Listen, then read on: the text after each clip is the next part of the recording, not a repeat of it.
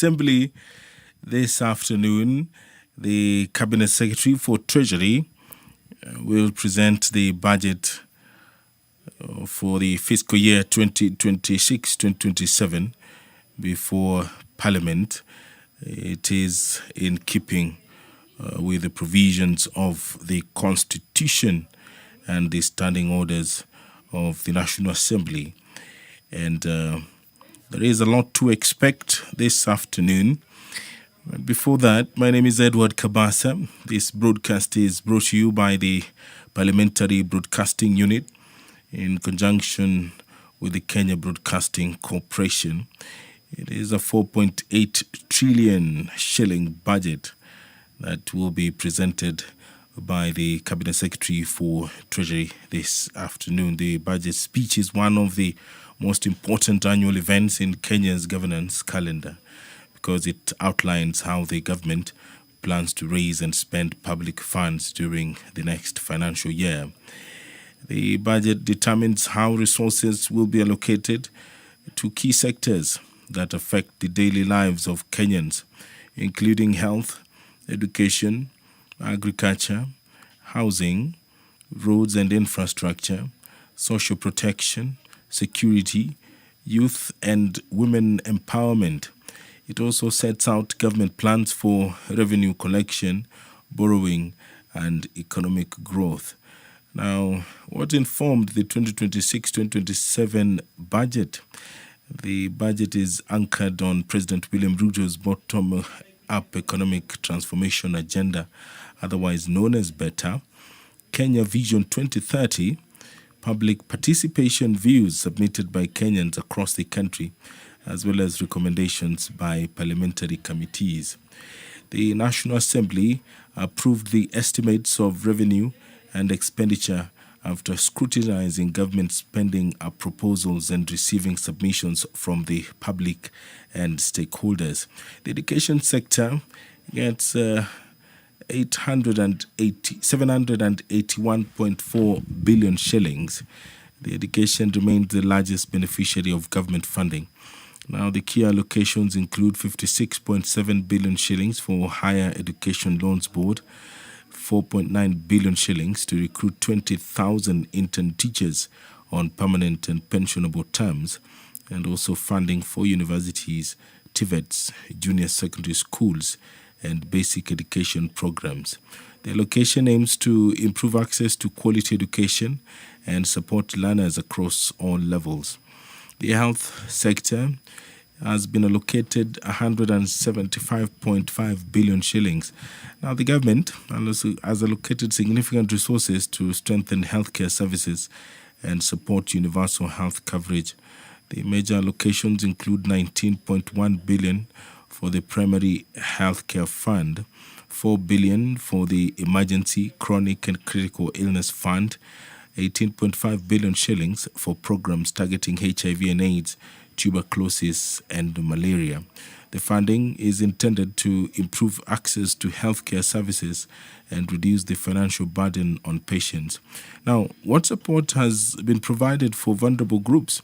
The budget includes allocations aimed at protecting vulnerable members of society, including 25 billion shillings for cash transfers to older persons, 8.9 billion for orphans and vulnerable children, funding for persons living with disabilities, as well as hunger safety nets program support.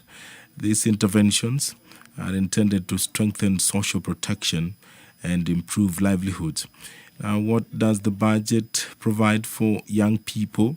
Youth-focused programs have received substantial funding, including 12.5 billion shillings for the National Youth Service, resources for skills development programs, enterprise financing initiatives, and employment creation programs. The aim is to enhance youth employability, entrepreneurship, and access to economic opportunities.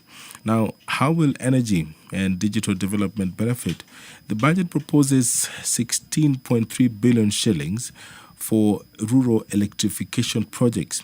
It also proposes 7.5 billion for the expansion of national power grid, and also funding of ICT hubs, completion of the Konza data center, and strengthening of cybersecurity systems. These investments are expected to support digital transformation and improve access to electricity and technology services. And what should Kenyans expect from the budget speech today? Now, during the budget day address, the Cabinet Secretary is expected to explain how the 4.8 trillion shillings budget will be financed. He will also outline revenue measures for the coming financial year, as well as present the government's borrowing strategy and also highlight economic growth projections and also explain fiscal measures aimed at supporting businesses and households. The speech will provide a roadmap for Kenya's economic priorities and public spending plans for the 2026-2027 financial year. Those are some of the key highlights that is expected before the National Assembly this afternoon, when the Cabinet Secretary for Treasury, Honorable John Badi, will be reading the budget, a moment that Kenyans are waiting eagerly, and they are looking to find out what is in store for them. And what will follow in the coming weeks is the introduction of various bills, among them the finance bill, which will be debated. It is proposing a number of things, among them the definition of terms, such as the immovable property drafting bill, and the word "and" is replaced with "or," so that land, buildings, or rights over minerals each qualify separately as immovable property. No new tax. It also removes the drafting ambiguity and ends potential disputes. This is contained in the finance bill, which will be debated in the coming days after the Treasury Cabinet Secretary has presented the budget before the National Assembly this afternoon. The card transaction fees now taxable. These are some of the provisions contained in the finance bill. The taxing of card transaction fees is meant to ensure fairness, that all finance services providers treated the same way. And software royalty loophole closed. This is also in the provision. This is under the income tax, that not a new tax on consumers. It targets income earned in Kenya by developers. That is the software royalty loophole, which has been closed. And clause 2 to and 17 of the finance bill, it touches on betting and gaming. 20% withholding on winnings. Withholding tax on winnings is reinstated at 20%. The definition of quote-unquote withdrawals now covers land-based casinos and manual betting, not just online platforms. The import of this is that it levels the playing field between online and physical betting. And gratuity taxation exemption conditions clarified. The gratuity is exempt from income tax only where the employment contract ran for at least 3 years and the gratuity does not exceed 31% of the basic salary. It targets genuine long service rewards, no change for employees who qualify. Another clarification contained, perhaps that Kenyans need to understand as far as the finance bill is concerned, the foreign landlords simplified tax framework. Non-residents earning Kenyan rental income must register and self-account for tax unless they use a local property agent. The 7.5% rental income tax rate for residents is unchanged. It affects foreign landlords only and closes an enforcement gap. This is under clause 4. Under clause 6, shipping tax, clearer payment rules. Withholding tax on shipping is removed. Instead, resident shipping agents must pay tax within 5 days of receiving payment or before the ship leaves port, whichever is earlier. No new tax here, simpler and more efficient collection. And also in the bill at clause 8, it talks about trust taxation, which has been simplified. Trust income is taxed once at trust level and not again when distributed to beneficiaries, replacing a complex and confusing dual taxation framework. No taxes, no new taxes here, and it eliminates risk of double taxation. Mr. Speaker! If you're just joining us, watching live pictures from the National Assembly chambers, a big day in the calendar of Parliament where the Treasury Cabinet Secretary is expected to read the budget before the National Assembly this afternoon. Here is the Speaker of the National Assembly, Honorable Moses Masika Wetangula, walking into the chambers to oversee the business of the National Assembly this afternoon. My name is Edward Kabasa. I now hand you over for this live broadcast of the National Assembly proceedings.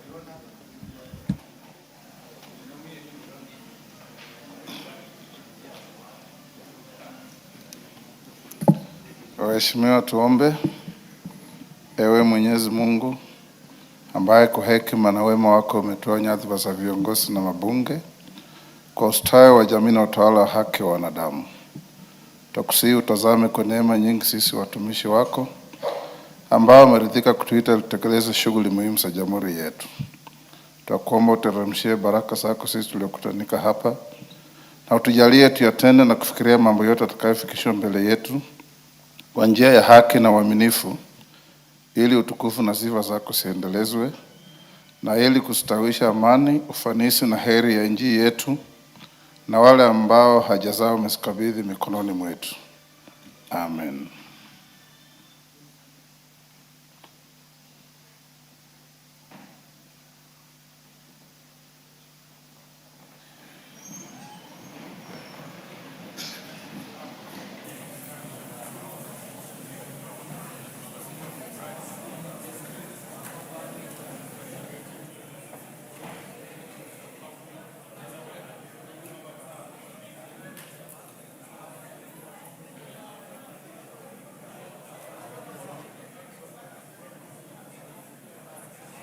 We have quorum.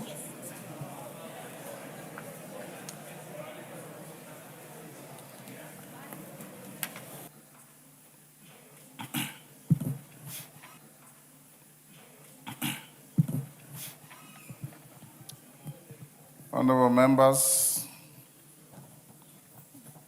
I have a communication on the appointment of additional senators to the Mediation Committee on the Cooperative Bill, National Assembly Bill number 7 of 2024. Honorable members, you recall that on Tuesday, 9th June 2026, I notified the House of the appointment of 5 senators to the Mediation Committee on the Cooperative Bill, National Assembly Bill number 7 of 2024. I wish to inform the House of the appointment of 4 additional senators to the said Mediation Committee. They are Senator Daniel Kitonga Manzo MP, Senator Professor Margaret Jepkoech Kamar EJH MP, Senator Hamida Ali Kibwana MP, and Senator Betty Batuli Montet MP. Honorable members, the appointment of the additional senators brings the Senate representation in the said Mediation Committee to parity with that of the National Assembly appointed on 22nd April 2026. The committee is now fully constituted in terms of Article 113 of the Constitution and may commence the mediation process on the bill in earnest. The House is accordingly informed. Thank you.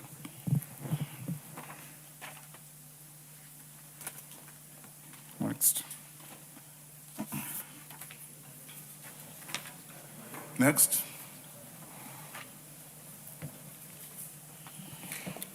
Order number 3, messages. Order number 4, petitions.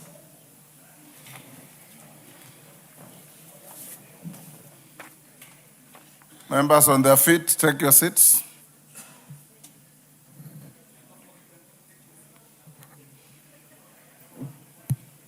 Further, Standing Order 2252B requires the Standing Order 2252B requires the Speaker to report to the House any petition other than those presented by a member. In this regard, honorable members, I wish to report that my office has received a petition from Mr. Emmanuel Kelly Ojo, identification number 2607, calling for the establishment of a national police firearms digital detection and tracking system. Honorable members, while the petition acknowledges the provisions of Article 243 and 244 regarding establishment and functions of the National Police Service in the Constitution of Kenya, the petitioner is concerned that several security incidents, including attack on police posts and stations in some parts of the country, where officers who were reportedly ambushed and firearms forcefully taken, has exposed vulnerabilities in current firearm storage, monitoring, and rapid response systems. Honorable members, the petitioner contends that the theft or unauthorized removal of police firearms places police officers at heightened operational risk, endangers civilians, and undermines public confidence in national security institutions.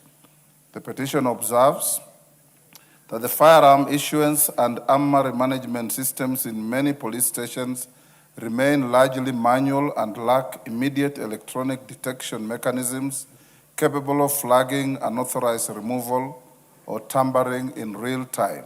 Further, the petitioner notes that there is presently no mandatory nationwide encrypted and automated alert system that instantly notifies command structures upon irregular firearm movement, thereby delaying rapid response and recovery efforts. Honorable members, the petitioner therefore prays that the National Assembly intervenes to amend the National Police Service Act, the Firearms Act, and related legislation to establish a secure national digital firearms detection and tracking system within the National Police Service. This, the petition asserts, must include biometric controlled smart armories, encrypted real-time tracking and alert mechanisms, safeguards for operational confidentiality, dedicated budgetary support and statutory protections to ensure officers are not unfairly held liable for systemic technological failures. Honorable members, having established that the matters raised in the petition fall within the authority of this House and that they are not pending before any court of law or constitutional body, I hereby commit the petition to the Public Petitions Committee for consideration pursuant to the standing orders of the House. The committee is required to consider the petition and report its findings to the House and the petitioner in accordance with Standing Order 2272. I thank you. Yes, KJ? I thank you, Mr. Speaker, because our standing orders do allow for comments to petitions. And Mr. Speaker, what has been brought forward, though it goes to the petition committee, it also does involve the committee led by Honorable Tongoyo, and it also speaks to some issues in the Committee for Communication, that today's technology, Mr. Speaker, allows for effective tracking. And we must thank the petitioner for bringing this to the House. And Mr. Speaker, it is to request your office to allow for some engagement with the Committee on Communication and also some engagement with the Committee for Internal Security led by Honorable Tongoyo so that we may be able to put our word on this petition. But Mr. Speaker, Dagoretti South, having suffered some brunt of this theft of police equipment and attack on police stations, also sees some input, some interest in this petition, Mr. Speaker, and we must thank the petitioner, even as this goes to the petition committee. It is a new world, Mr. Speaker. It is requiring for us to make use of available technology, even in public policing and in security. So, Mr. Speaker, we must thank the petitioner for this petition, and I hope that my committee and that committee of Honorable Tongoyo shall be involved in prosecuting this petition. I thank you, Mr. Speaker. Thank you. Yes, Milemba?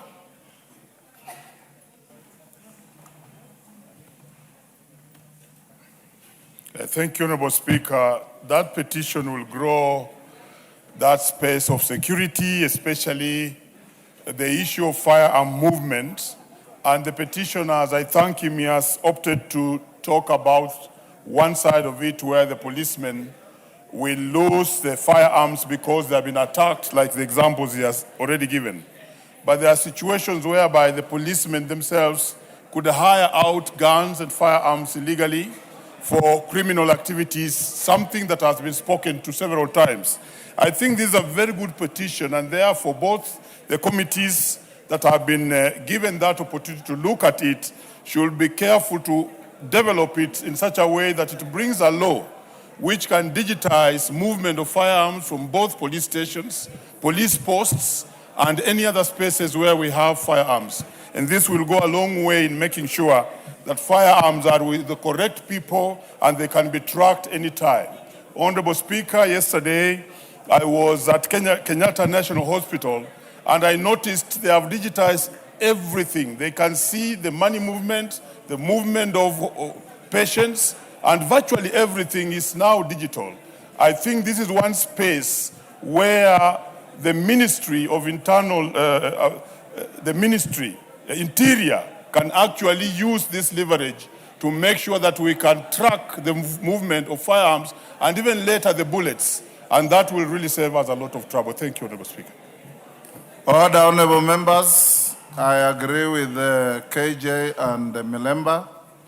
Majority Leader, you look at this petition and I direct that you find a way of fusing the committees of ICT, security, and the petitions committee to look at it and see how you can engineer some legislation. It makes a lot of sense. Next order.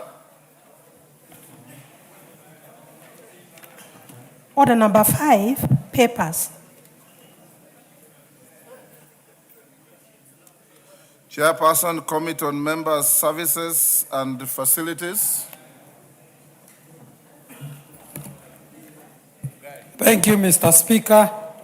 Honorable Speaker, I beg to raise the following paper on the table of the House today, Thursday, 11th June 2026. Report of the Committee on Member Services and Facilities on its inspection visits to constituency offices in Nakuru County. Thank you. Next. Order number 6, notices of motion. Washira Karani. Washira Karani. Chair, Committee on Member Services. Correct. Honorable Speaker, I beg to give notice of the following motion, that this House adopts the report of Committee on Member Services and Facilities on inspection visits in constituency offices in Nakuru County, laid on the table of the House on Thursday, 11th June 2026. Thank you. Next.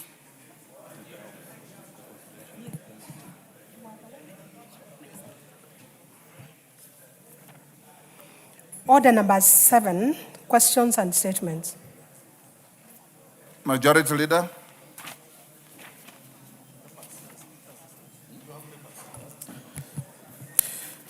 Thank you, Honorable Speaker. The usual Thursday statement on behalf of the House Business Committee, pursuant to the provisions of Standing Order 44.2a, I rise to present the following statement.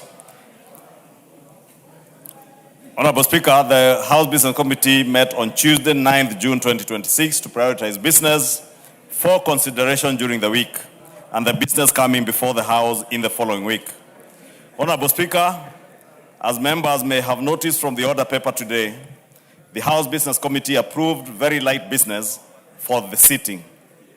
This is intended to allow the Cabinet Secretary for the National Treasury and Economic Planning, Honorable FCPA, John Buddy EGH, to make a public pronouncement of the budget highlights and revenue-raising measures for the national government for the financial year 2026-2027, commencing at 3 p.m.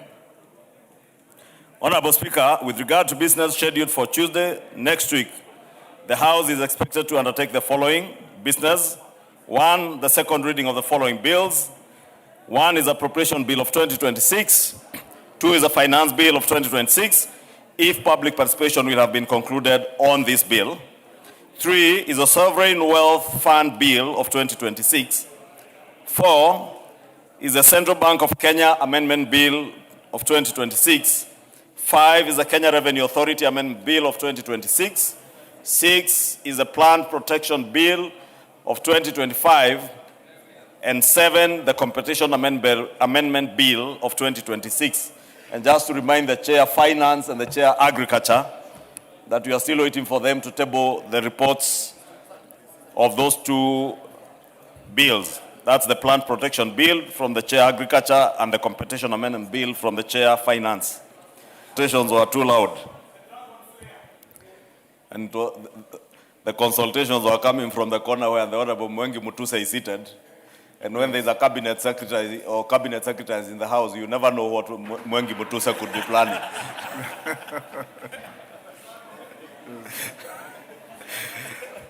Honorable Speaker, I was on the committee of the whole House on the following bills.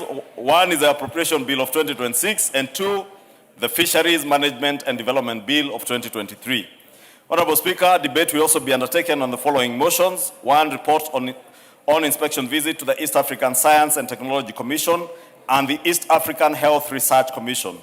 2 is report of the Kenya delegation to the 151st Assembly of the Interparliamentary Union, IPU, and related meetings. 3 is a second report on the status of reports on petitions and resolutions. 4, report on consideration of a petition regarding the proposal to amend the Consumer Protection Act.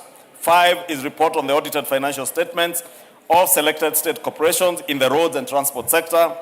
And 6 is the 8th report on audited financial statements of 6 state corporations. In conclusion, Honorable Speaker, the House business shall reconvene again on Tuesday, 16th June 2026 to schedule business for the rest of the week.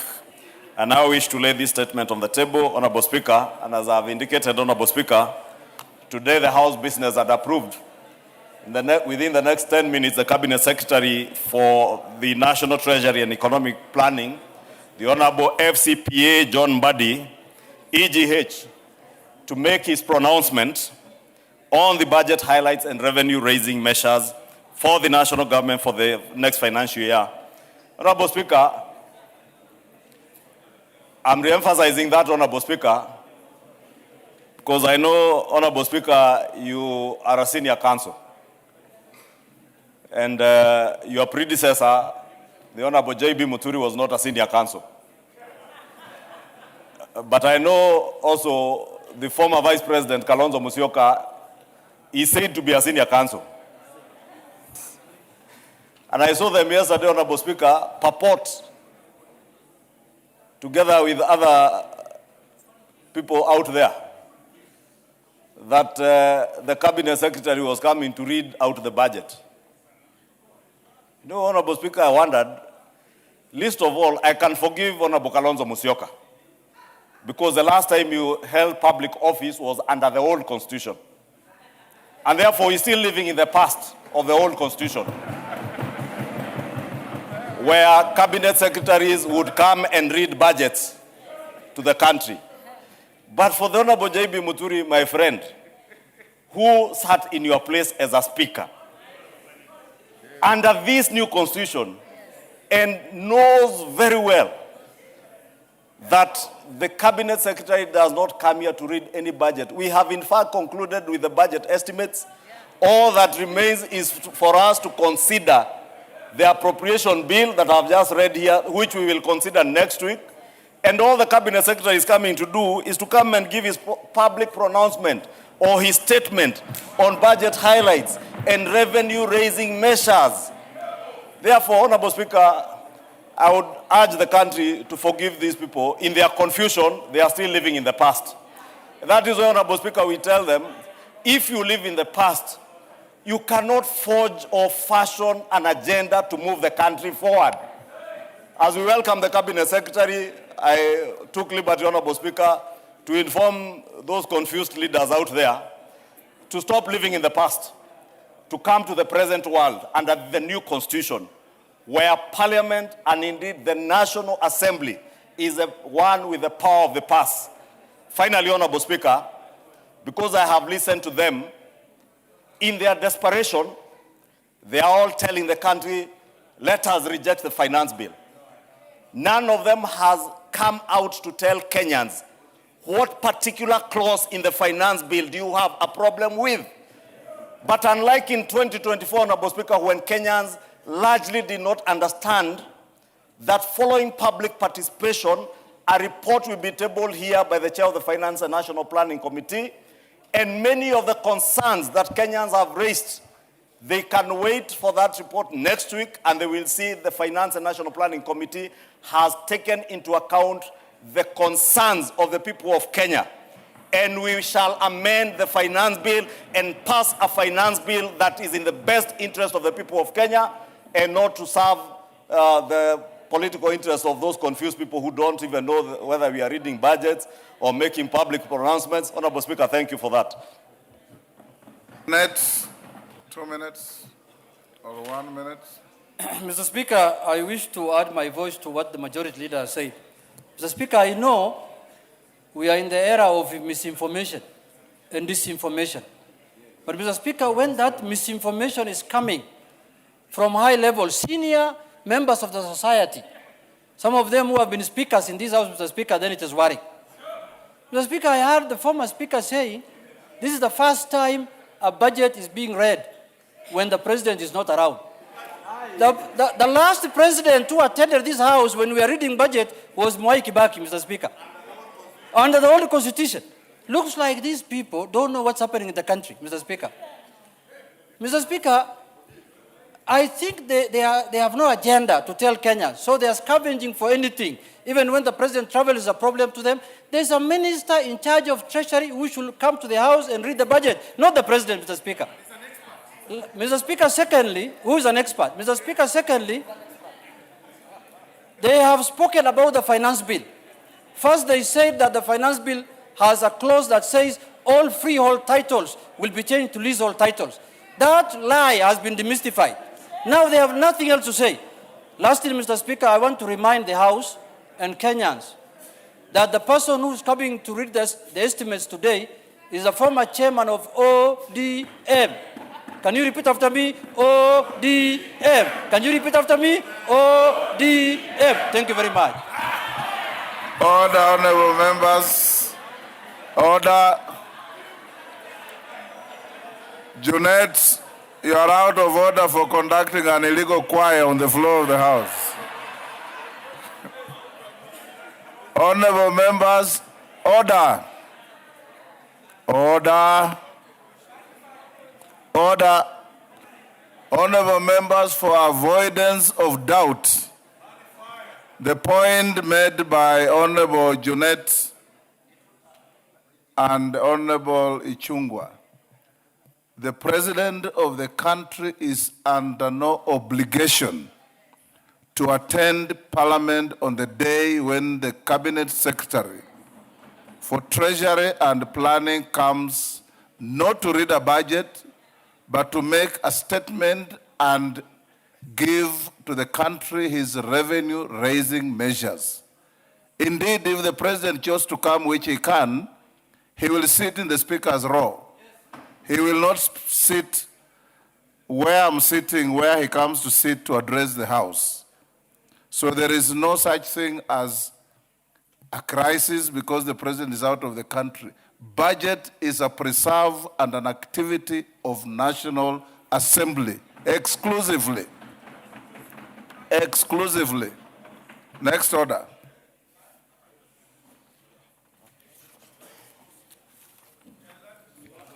Order number 8, motion. Report of the Committee of the Whole House on its consideration of the Agricultural and Livestock Extension Services Bill, Senate Bill number 12 of 2022. Question to be put and that reading. Members on their feet, take your seats. Honorable Kainan, take your seat. Honorable members, Honorable Muliro. Honorable members, I'll now put the question at order number 8, which is that this House do agree with the report of the Committee of the Whole House on its consideration of the Agricultural and Livestock Extension Services Bill, Senate Bill number 12 of 2022. As members of that opinion say aye. Aye. Will those of the contrary opinion say nay? The ayes have it. Mover. Justice Kemei, go ahead. Yeah, thank you, Mr. Speaker. On behalf of the chairman of the Agriculture Committee, I beg to move that the Agricultural and Livestock Extension Bill, Senate Bill number 12 of 2022, be now read a third time. I also request Honorable Susan Ngugi to second. Thank you, Mr. Speaker. Susan. Mr. Speaker, sir, I second. Thank you. Members on their feet, Ndengu, take your seat. Honorable members, I now propose the question at order number 8, which is that the Agricultural and Livestock Extension Bill, Senate Bill number 12 of 2022, be now read a third time. Do I put the question? Honorable members, I now put the question at order number 8, which is that the Agricultural and Livestock Extension Bill, Senate Bill number 12 of 2022, be now read a third time. As members of that opinion say aye. Aye. Will those of the contrary opinion say nay? The ayes have it. A bill for an act of parliament to provide for agricultural and livestock extension services, establish the agricultural and extension service, and for connected purposes.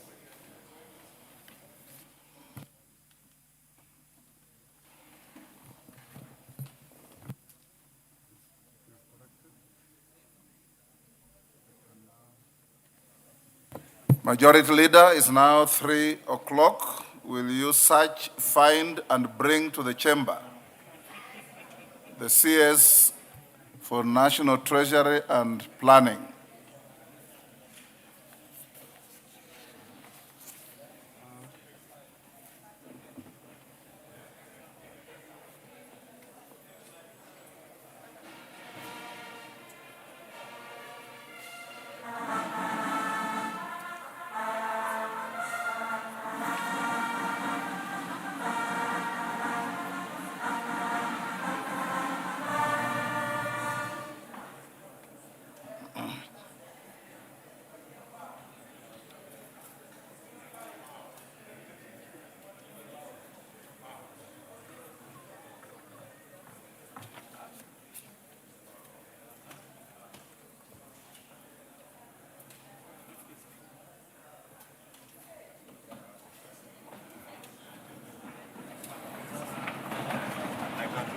Yes.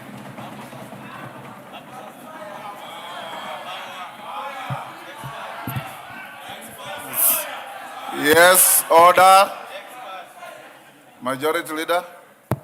Honorable Speaker, as you directed, I did not have to search for the minister. He was well within the principles of Parliament and on time.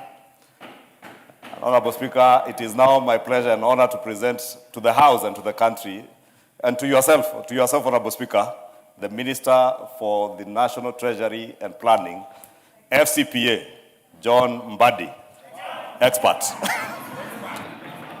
Hold on, Minister. Take your seat. Honorable members, I have a short communication in relation to this agenda on order paper. Honorable members, as you are aware, the Cabinet Secretary for the National Treasury and Economic Planning is to make the public pronouncement of the budget highlights and revenue-raising measures for the national government for the financial year 2026-27 and the medium term during this afternoon sitting. In this regard, and in accordance with the standing orders, I have designated a suitable place in the chamber for that purpose. Honorable members, it is in the tradition of this House to recognize invited guests seated in the galleries of our hallowed chamber. I therefore wish to recognize the presence of the following members of the Cabinet. Honorable Kipchumba Murkomen, EGH, Cabinet Secretary for Interior and National Administration. Honorable Geoffrey Ruku, Cabinet Secretary for Public Service, Human Capital Development and Special Programs. Honorable Soipan Tuya, EGH, Cabinet Secretary for Defense. Honorable Alice Wahome, EGH, Cabinet Secretary for Lands, Public Works, Housing and Urban Development. Honorable Aden Duale, EGH, Cabinet Secretary for Health and Majority Leader Emeritus of this House. Honorable Julius Migos Ogamba, EPS, Cabinet Secretary for Education. Honorable Mutai Kagwe, EGH, Cabinet Secretary for Agriculture, Livestock Development, a former colleague of mine in the Senate and my yearmate at the University of Nairobi. The Honorable Salim Mvuria, EGH, Cabinet Secretary for Youth Affairs and Sports. The Honorable Opio Wandai, EGH, Cabinet Secretary for Energy and Petroleum and Minority Leader Emeritus of this House. Mrs. Hannah Wendot Cheptumo, Cabinet Secretary for Gender, Culture and Arts and Heritage. Honorable Dorcas Oduor, Senior Counsel, EGH, the Attorney General. Mrs. Mercy Wanjao, EGH, Secretary to the Cabinet. Honorable members, I also acknowledge all Principal Secretaries and the accompanying officials. I accord special recognition to the Principal Secretaries for the National Treasury and Economic Planning, Dr. Chris Kipto, CBS, Mr. Cyril Odede, and Dr. Boniface Makoha, who work closely with the Cabinet Secretary for the National Treasury and Economic Planning. Honorable members, we are also joined by the following judges of the Superior Courts. Honorable Justice Hilary Chemitei, Judge of the High Court. Honorable Justice Mohammed Kulo, Judge of the Environment and Land Court. Honorable Justice Onesimus Macau, Judge of the Employment and Labor Relations Courts. They are accompanied by the Deputy Chief Registrar of the Judiciary, Mr. Paul Ndemo, OGW. I also wish honorable members to recognize the heads and members of the constitutional commissions and independent officers, as well as the leadership of state corporations who are in attendance. I further wish to recognize the distinguished members of the diplomatic corps and who have graciously joined us for this event. I also acknowledge the presence of the chairperson of the Council of Governors, His Excellency FCPA Ahmed Abdullahi, EGH, Governor of Wajir County. Honorable members, on behalf of the House, I extend a warm welcome to all our invited guests. The National Assembly is honored by your presence on this auspicious occasion. Your continued partnership and support to the work of Parliament is duly noted and valued.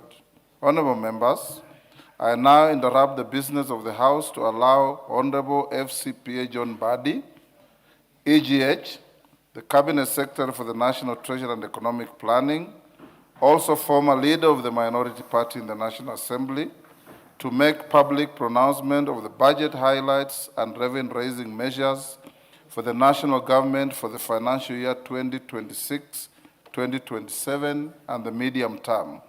The Cabinet Secretary for the National Treasury, Honorable FCPA John Bandi, EGH, you may now proceed with your afternoon job.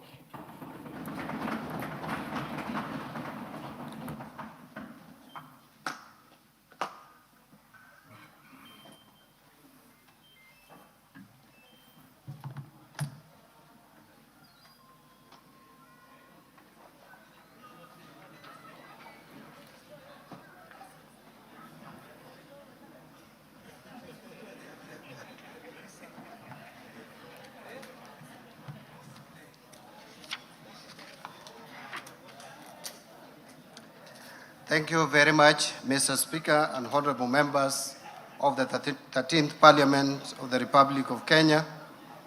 Mr. Speaker, it is my honor and privilege to present to this august House and to the people of Kenya the budget statement for the financial year 2026-2027. I make this statement in fulfillment of the requirements of Section 40 of the Public Finance Management Act, Cap 412A, and Standing Order number 241 of the National Assembly. Mr. Speaker and honorable members, this is the first budget since the passing of the late Right Honorable His Excellency Raila Amolo Odinga, who is fondly remembered as a patriot and national hero, and who steadfastly championed economic justice, democracy, and equal opportunity for all Kenyans.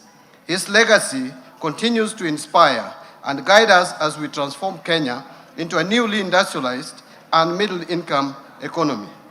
In honor of his immense contribution to our country, I would politely request and invite members of this esteemed House to observe a moment of silence, which will take 1 minute. Members be upstanding. Guests in the galleries be upstanding.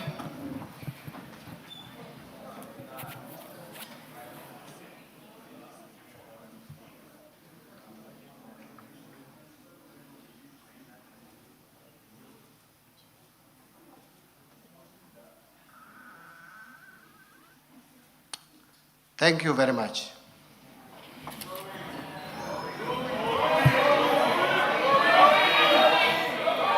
Mr. Speaker,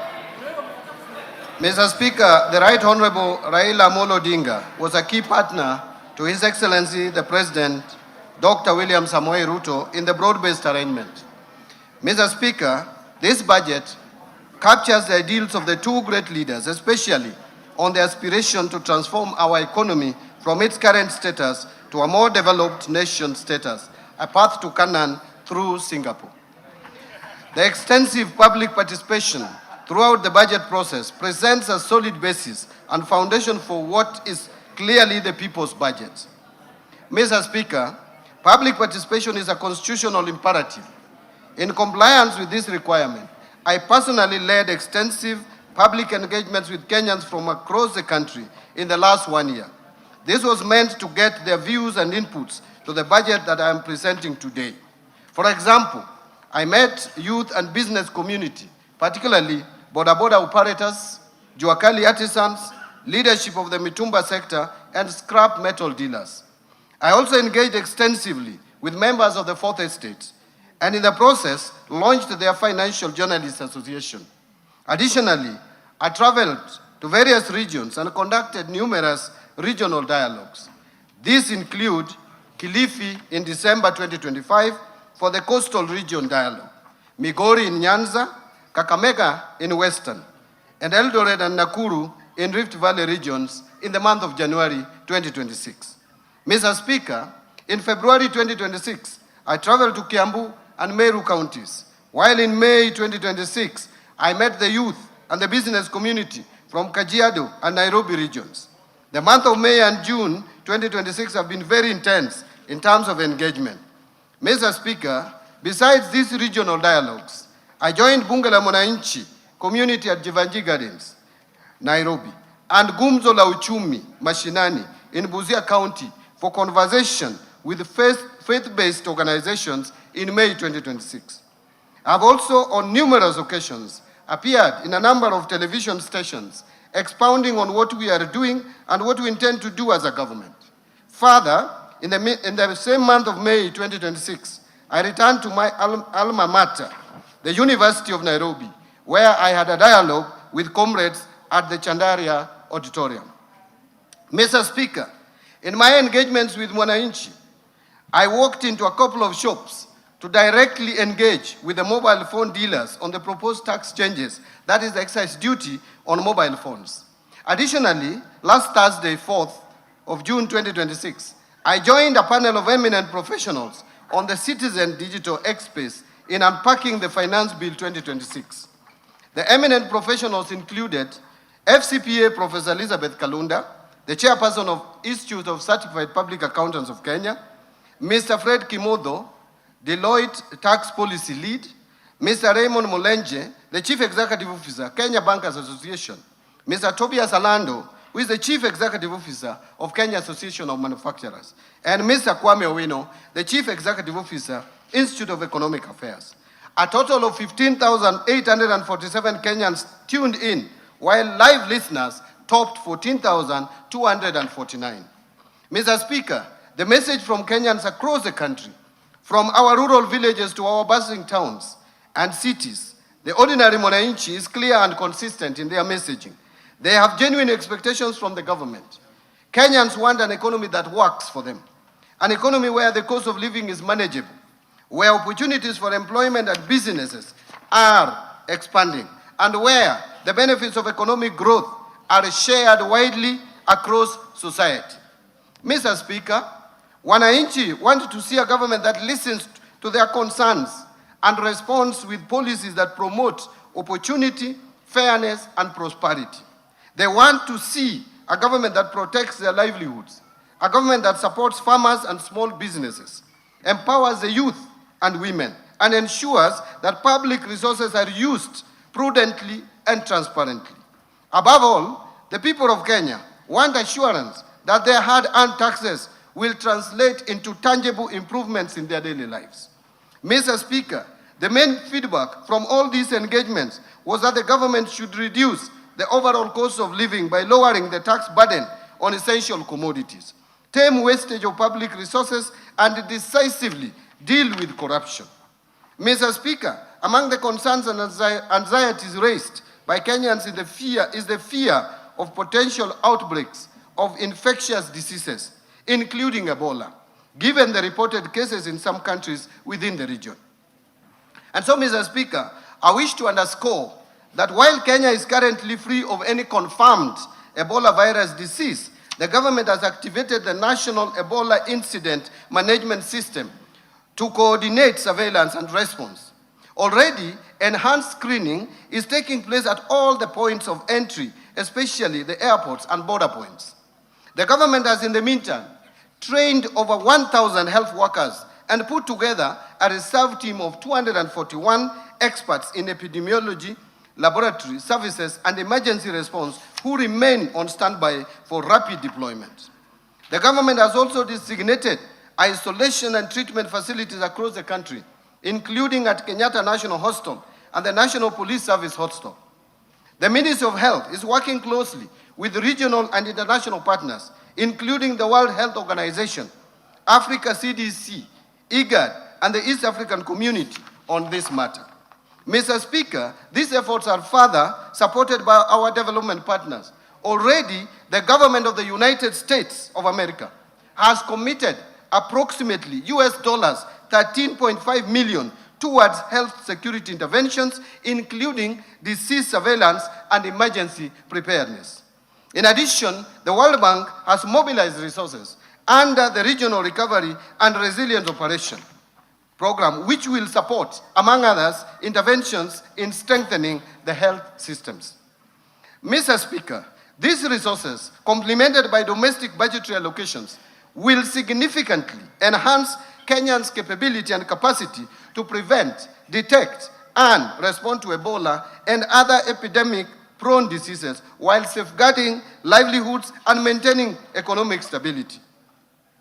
Mr. Speaker and honorable members, this demonstrates that this government is listening and responding to the concerns of citizens.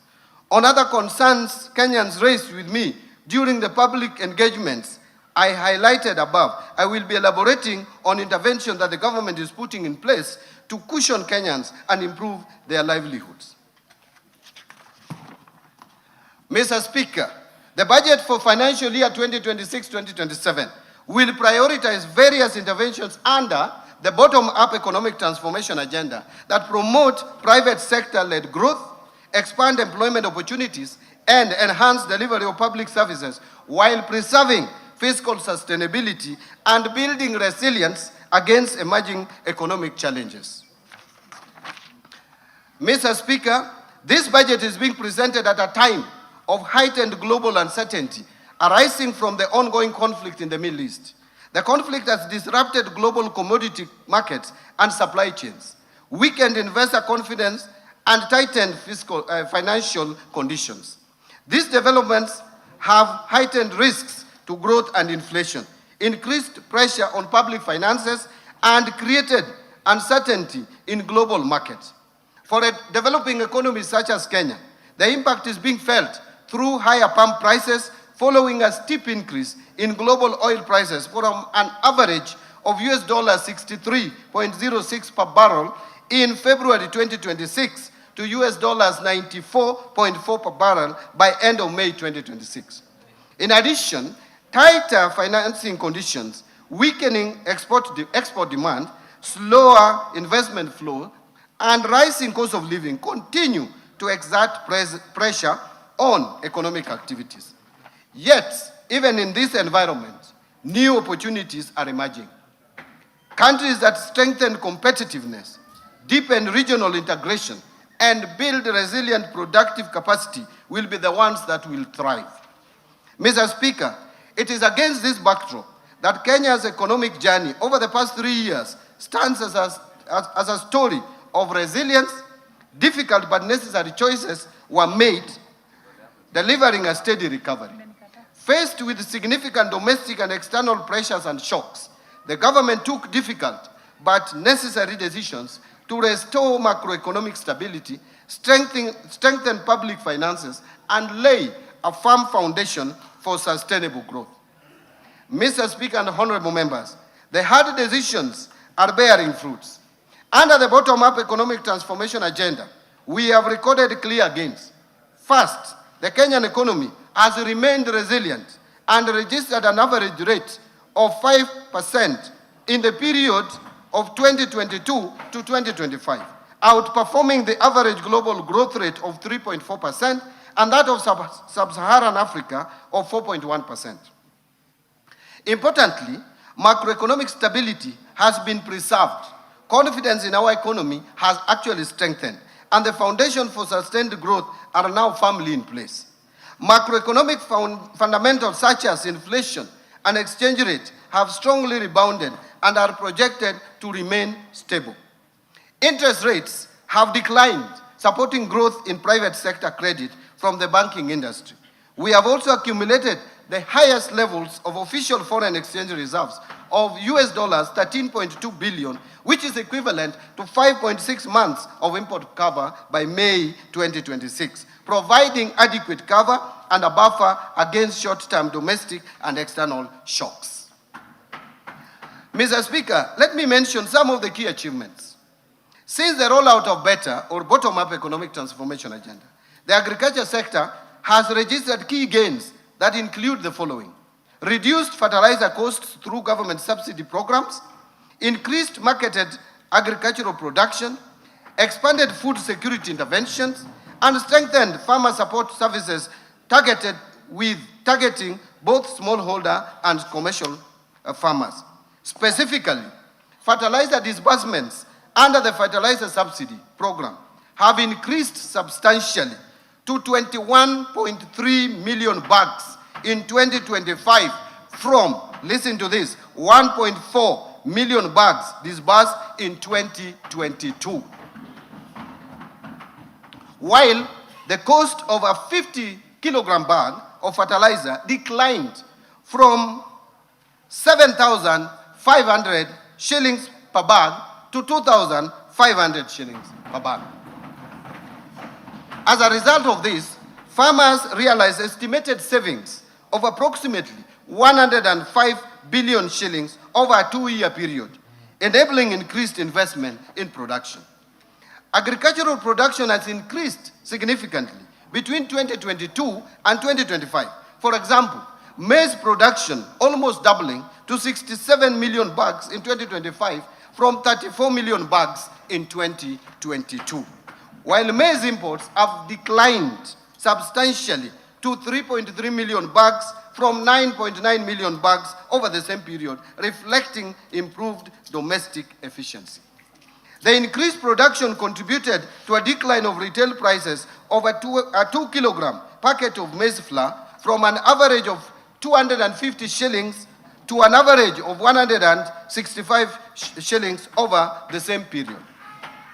Paddy rice production also increased significantly to 303,724 metric tons in 2025 from 192,299 metric tons in 2022. To support expanded cultivation, the area under rice production in public irrigation schemes increased from 48,324 acres to 71,624 acres. Potato production increased to 2.5 million tons in 2025 from 1.8 million tons in 2022. And milk production increased to 5.5 million liters in 2025 from 4.6 million liters. Let me repeat that. Production of milk has increased from 5.5 billion liters in 2025 from 4.6 billion liters in 2022. The increased production has improved food security, reduced dependence on food imports, and contributed to more stable food prices and higher farmer incomes.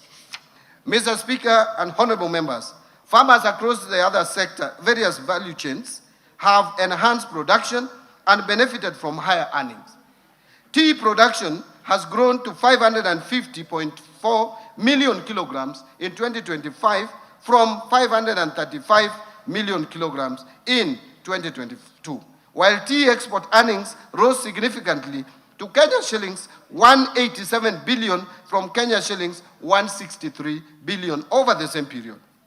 To support rehabilitation of aging plantations and expansion of coffee acreage, the government distributed coffee seedlings progressively across the years, including 85,000 seedlings distributed in the financial year of 23-24, 809,000 seedlings in financial year 2024-2025, and 3,127,769 seedlings in financial year 2025-2026, and a further 2,242,769 coffee seedlings under the March to May 2026 long-range program.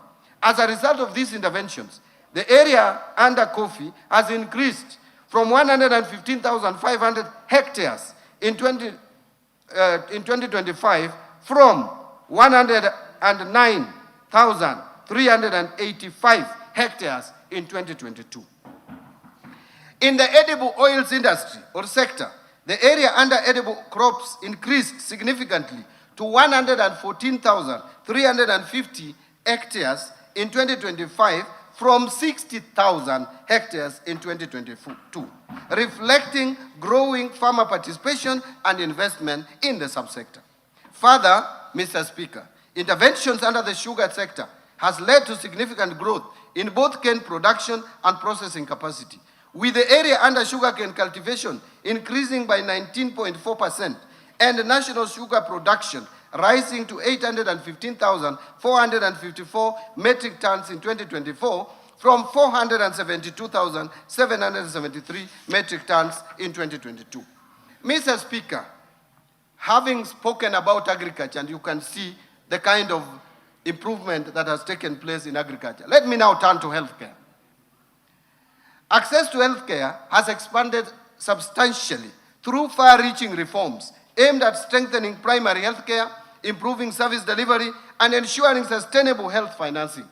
A total of 31.2 million Kenyans are now registered under the Social Health Authority, compared to about 8 million under the defunct National Hospital Insurance Fund, while 228 primary care networks have been established and operationalized. A total of 107,831 community health promoters have been recruited and trained, while 16,810 medical interns have undergone internship, bringing healthcare services closer to communities.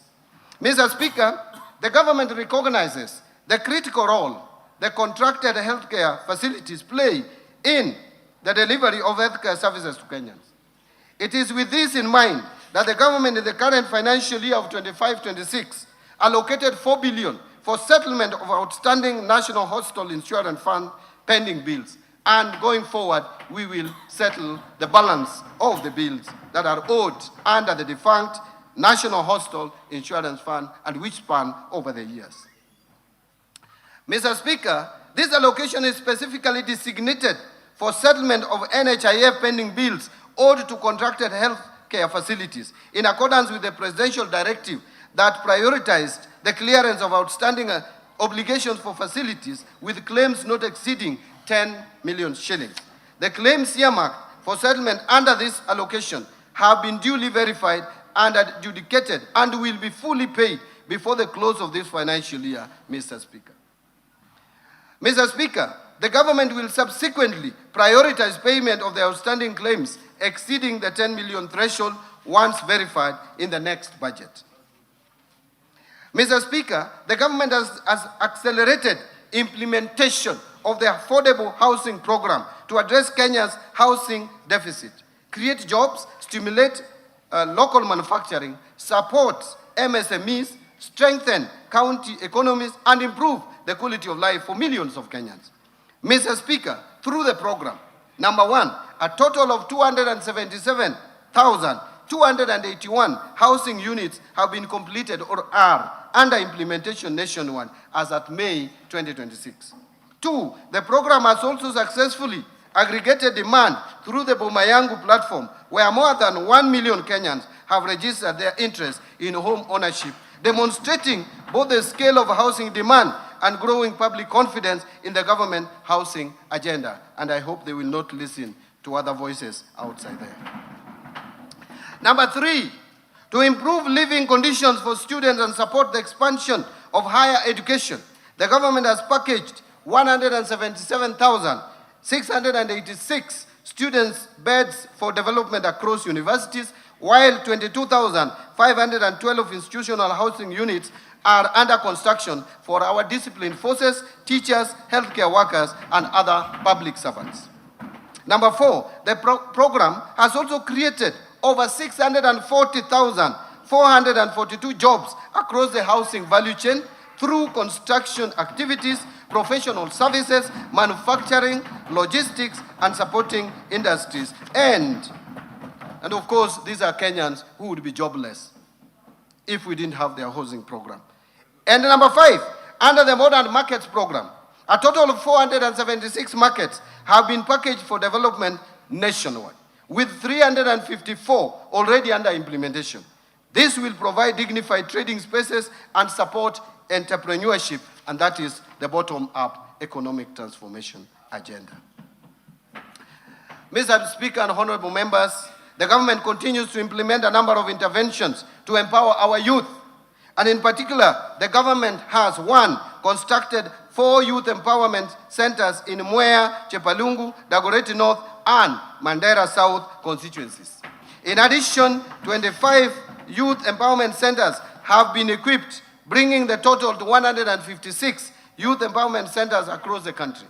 Number two, the government has also enhanced skills development and wealth creation through provision of loans to 93,559 youth entrepreneurs through the Youth Enterprise Development Fund. Additionally, 91,253 youth have benefited through startup grants under the National Youth Opportunity Towards Advancement (NYOTA) program. The NYOTA program has also supported 51,604 youth through on-job experience in 26 counties across the country. And number three, government has also implemented Vijana Vuka na Afya project in Nairobi, Kisumu, and Mombasa, where 72,623 youths have benefited from subsidized sexual reproductive health services. Mr. Speaker, in support of the creative economy, the government has established 3 film hubs in Dedan Kimathi University in Nyeri, and also in Bomet and in Migori counties, and fully equipped them with film production equipment. Additionally, a cinema theater has been established at Dedan Kimathi University of Technology with a capacity of 150 audiences. Further, to reach more youth, particularly in rural areas, as an Neema Mashinani program has been rolled out. The government has also facilitated the production of 1,745 local and foreign films in Kenya and trained 1,847 filmmakers. Mr. Speaker, to further empower the youth, the government, in partnership with the United Nations Development Programme, has developed the NextGen.ke initiative that will provide recently graduated youth with paid internship opportunities in the private sector, enabling them to acquire practical workplace experience and market-relevant skills. And I personally led the negotiation on this scope. To support this intervention, the government has committed an initial allocation of 2 billion towards its implementation. Mr. Speaker, given the scale of the youth employment challenge, the government further calls upon development partners, the private sector, philanthropic organizations, and other stakeholders to join this national effort, acknowledging that the task of creating opportunities for Kenya's youth extends beyond the capacity of government alone and requires a broad-based partnership for sustainable impact. Honorable members and Mr. Speaker and honorable members, to support MSMEs, the government has moved deliberately to put affordable credit, markets, and shared infrastructure directly into the hands of the enterprises and the young people at the base of the economy. To expand access to affordable credit, the government set up the Hustler Fund in 2022. Since then, the fund has actually disbursed 87 billion Kenya shillings to 28 million accounts and given 4.5 million people previously unscored or blacklisted Kenyans a formal credit history for the first time. Mr. Speaker, under the Nyota program, more than 5.6 billion has been invested in business skills training, mentorship, and startup capital, benefiting at least 84 youths in each of the country's 1,450 wards. And to promote value addition, the government has equipped 214 industrial development centers in our constituencies and opened regional markets to more than 1,100 of our enterprises, creating over 23,000 direct and indirect jobs. This is the bottom-up transformation at work, and in the coming year, we will scale it further. Mr. Speaker, the sustained investment by the government since 2022 has improved infrastructure development, thereby enhancing connectivity, boosting manufacturing, facilitating trade, and enhancing access to markets and essential services. Key achievements in this sector include the following. 1, expansion of road network across the country with over 2,669 kilometers of roads constructed and more than 132,000 kilometers maintained. Number 2, increase country's installed electricity generation capacity to 3,272 megawatts as at April 2026, with additional capacity expected from the 35 megawatts Global power plant.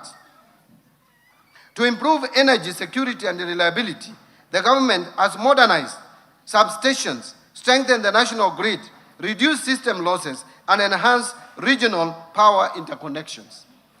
As a result, 73.45 kilometers of transmission lines and associated substations were constructed, while 200 kilometers of transmission lines were energized, including the Lesos, Kabarnet, Kitui Wote, and Sondu Homa Bay lines.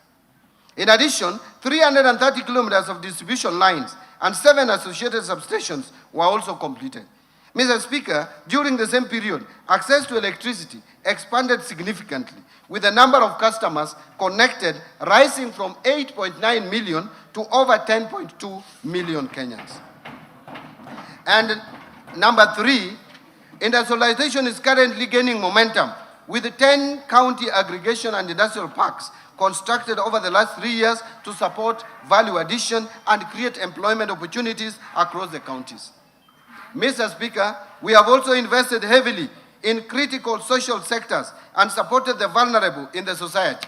And as a result, a social protection program have been strengthened with 1.2 million vulnerable Kenyans currently supported under the Inua Jamii program, helping to improve household resilience and protect the most vulnerable members of our society. And access to education and skills development has expanded through the implementation of far-reaching reforms across the education sector, including successful implementation of the competency-based curriculum. Number 2, rollout of the student-centered funding model, through which nearly 500,000 university and TVET students have benefited from scholarships and loans based on need and merit. Number 3, recruitment of 100,000 teachers to strengthen teaching capacity and improve learner outcomes, a record in the history of any government in this country. Number 4, timely and consistent release, and I want to repeat, timely and consistent release of capitation funds to support learning in basic institutions. Number 5, construction of over 23,000 classrooms and commencement of 1,600 laboratories in partnership with the National Government Constituency Development Fund, which continues to do a good job and deliver services to this country. Revitalization of technical and vocational education and training, with enrollment increasing from 562,499 trainees in 2022 to currently 825,484 trainees in 2025. Mr. Speaker, access to clean and safe water has improved, with an additional 6 million Kenyans gaining access to water services through investment in key projects, thus enhancing public health and supporting economic activity.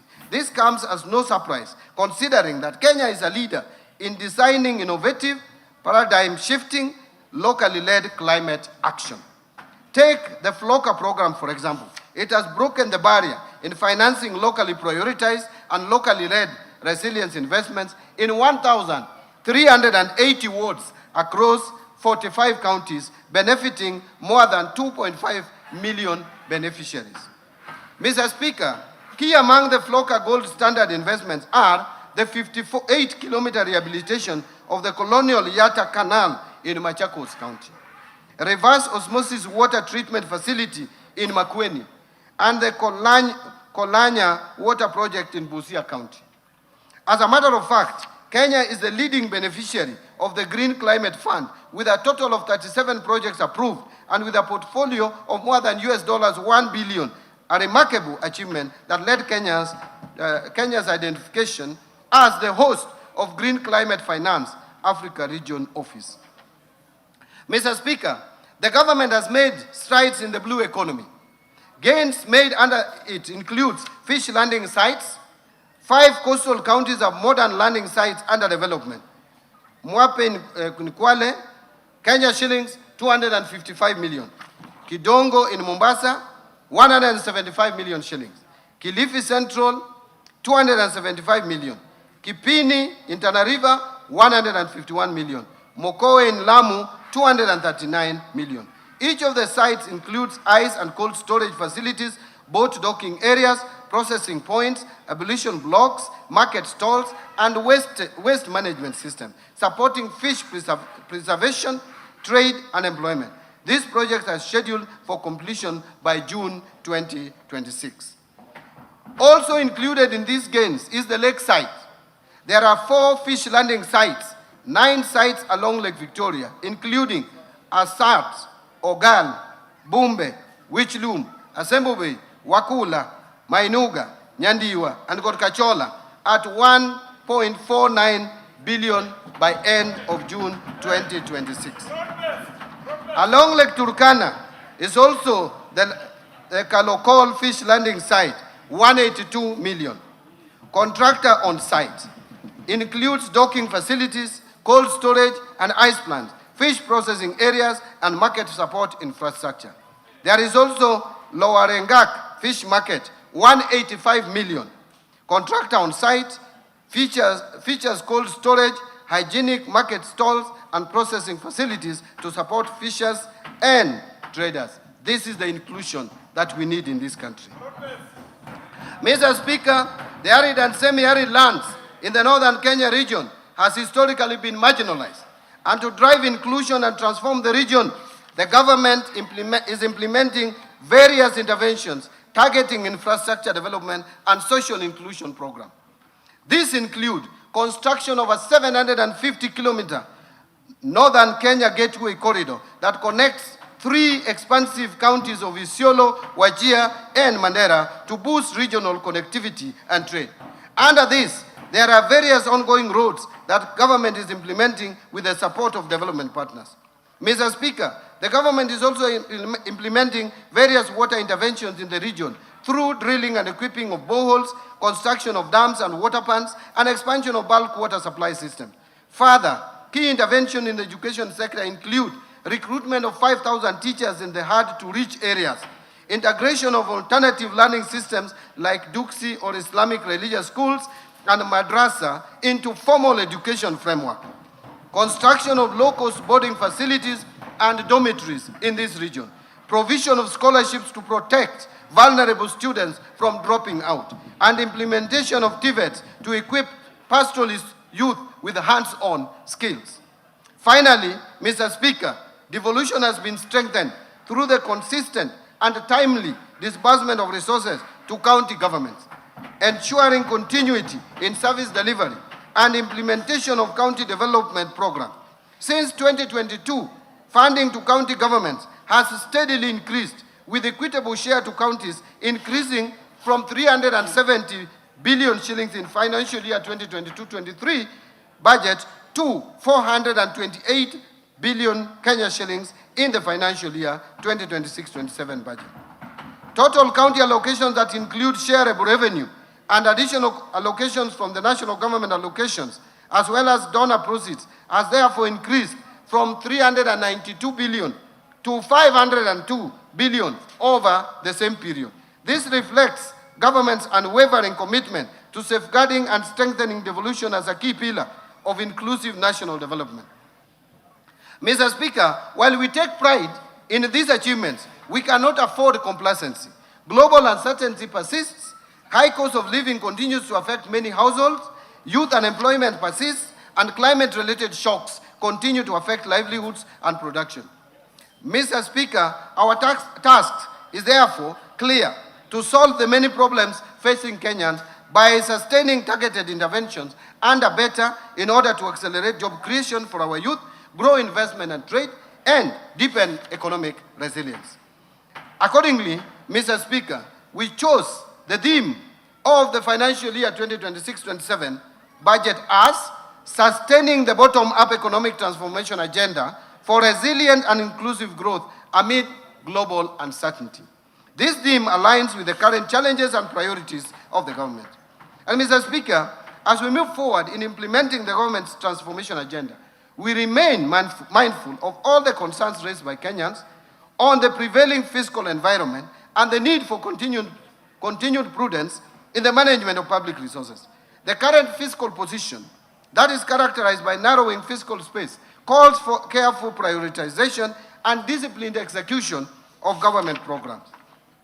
Mr. Speaker, let me speak plainly about the fiscal reality we face.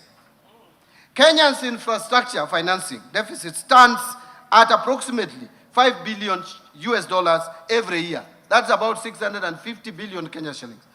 Our development budget, while growing, cannot close that gap alone. The era of financing every road, every power line, and every dam through government borrowing and taxation is over. Not because we lack ambitions, but because we have learned from the consequences of that model. Debt finance infrastructure has left us with more debt service obligations that crowd out the very spending our people need most on health, education, and social protection. So, Mr. Speaker, we are going to build better. We are shifting from a model where government borrows to build to enhanced use of the public-private partnership and the recently established National Infrastructure Fund in funding priority infrastructure through private sector finances. That is the foundation on which this government's infrastructure program rests. Mr. Speaker, the Rironi-Nakuru-Mau Summit Expressway stands as proof. Construction of the expressway is now underway, and Kenyans will be driving on a modern 4 to 6 lane expressway once completed. Thank you. What makes this project truly historic is not the speed of delivery, it is how it was financed. Through the participation of the National Social Security Fund, both as a debt and equity investor, alongside international investors. A major national highway is being built with Kenyan capital by Kenyan workers and for the Kenyan people. Mr. Speaker, beyond the Rironi-Nakuru Mau Summit project, the government will continue executing an ambitious infrastructure development plan through the National Infrastructure Fund. The fund will leverage on resources from privatization proceeds from mature national assets to attract private capital, domestic pension funds, and climate finance. Mr. Speaker, the rest of my statement now will present the economic context underpinning this budget, followed by the policy priorities, fiscal framework, expenditure proposals, and taxation measures for the financial year 2026-2027. I now turn to economic policy context, and I want to speak about the global context. Mr. Speaker, this budget, as I said earlier, has been prepared amidst heightened uncertainties associated with ongoing conflict in the Middle East. The conflict has disrupted critical energy infrastructure and major shipping routes, including the Strait of Hormuz, thereby exerting upward pressure on prices of energy and food.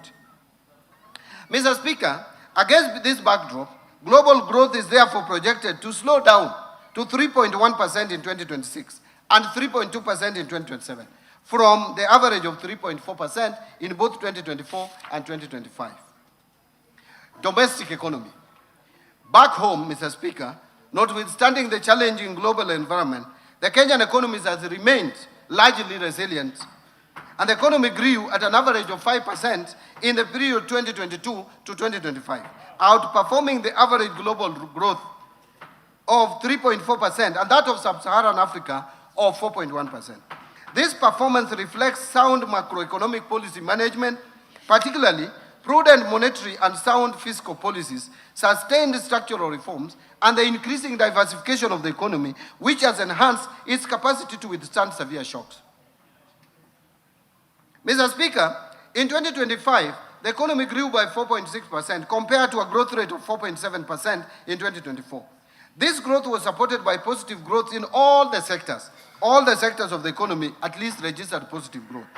The outlook for 2026 has been revised downwards, however, to 5% from the earlier projection of 5.3%, reflecting the adverse impact of the ongoing conflict in the Middle East to domestic economic activities. The economy is projected to maintain the momentum in 2027 with a projected growth rate of 5.2%. So, Mr. Speaker, macroeconomic indicators remain broadly stable through the emerging external pressures, though the emerging external pressures continue to impact domestic prices. And in particular, overall inflation increased to 6.7% in May 2026 from 5.6% in April, and from 3.8% in May 2025, due to higher energy prices arising from the elevated global oil prices, but remained within the target range of plus or minus 2.5% over and above 5%. Inflation is expected to remain within the target range in the near term, assuming a de-escalation of the conflict in the Middle East, and supported by appropriate monetary policy actions and government interventions. Expected stability in food prices due to favorable weather conditions and the stability in the exchange rate.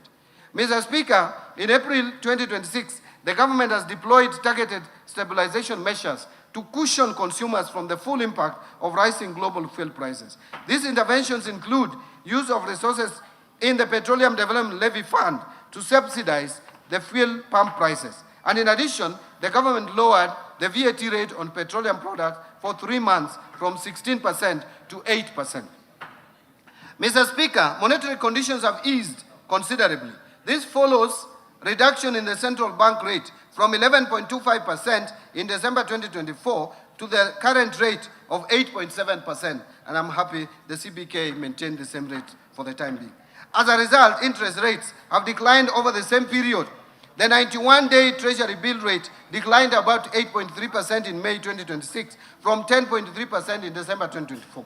Similarly, average commercial banks lending rates declined to 14.5% in May 2026 from 16.9% in May 2025 and 17.2% in November 2024. Reflecting the decline in the lending rates, credit to the private sector expanded by 9.3% in the year to May 2026 from 2% in the year to May 2025 and a contraction of 1.4% in December 2024. The external sector remains resilient despite emerging risks. The current account deficit is projected at 3% of GDP in 2026 compared to 2.1% of GDP in 2025, reflecting the higher international oil prices, lower receipts from services, slower growth in remittance inflows, and reduced exports. This is due to the adverse impact of the ongoing conflict in the Middle East. At the same time, official foreign exchange reserves remains adequate, as I mentioned, at USD 13 billion in May 2026, equivalent to 5.6 months of import cover, and continues to provide adequate cover and a buffer against short-term domestic and external shocks.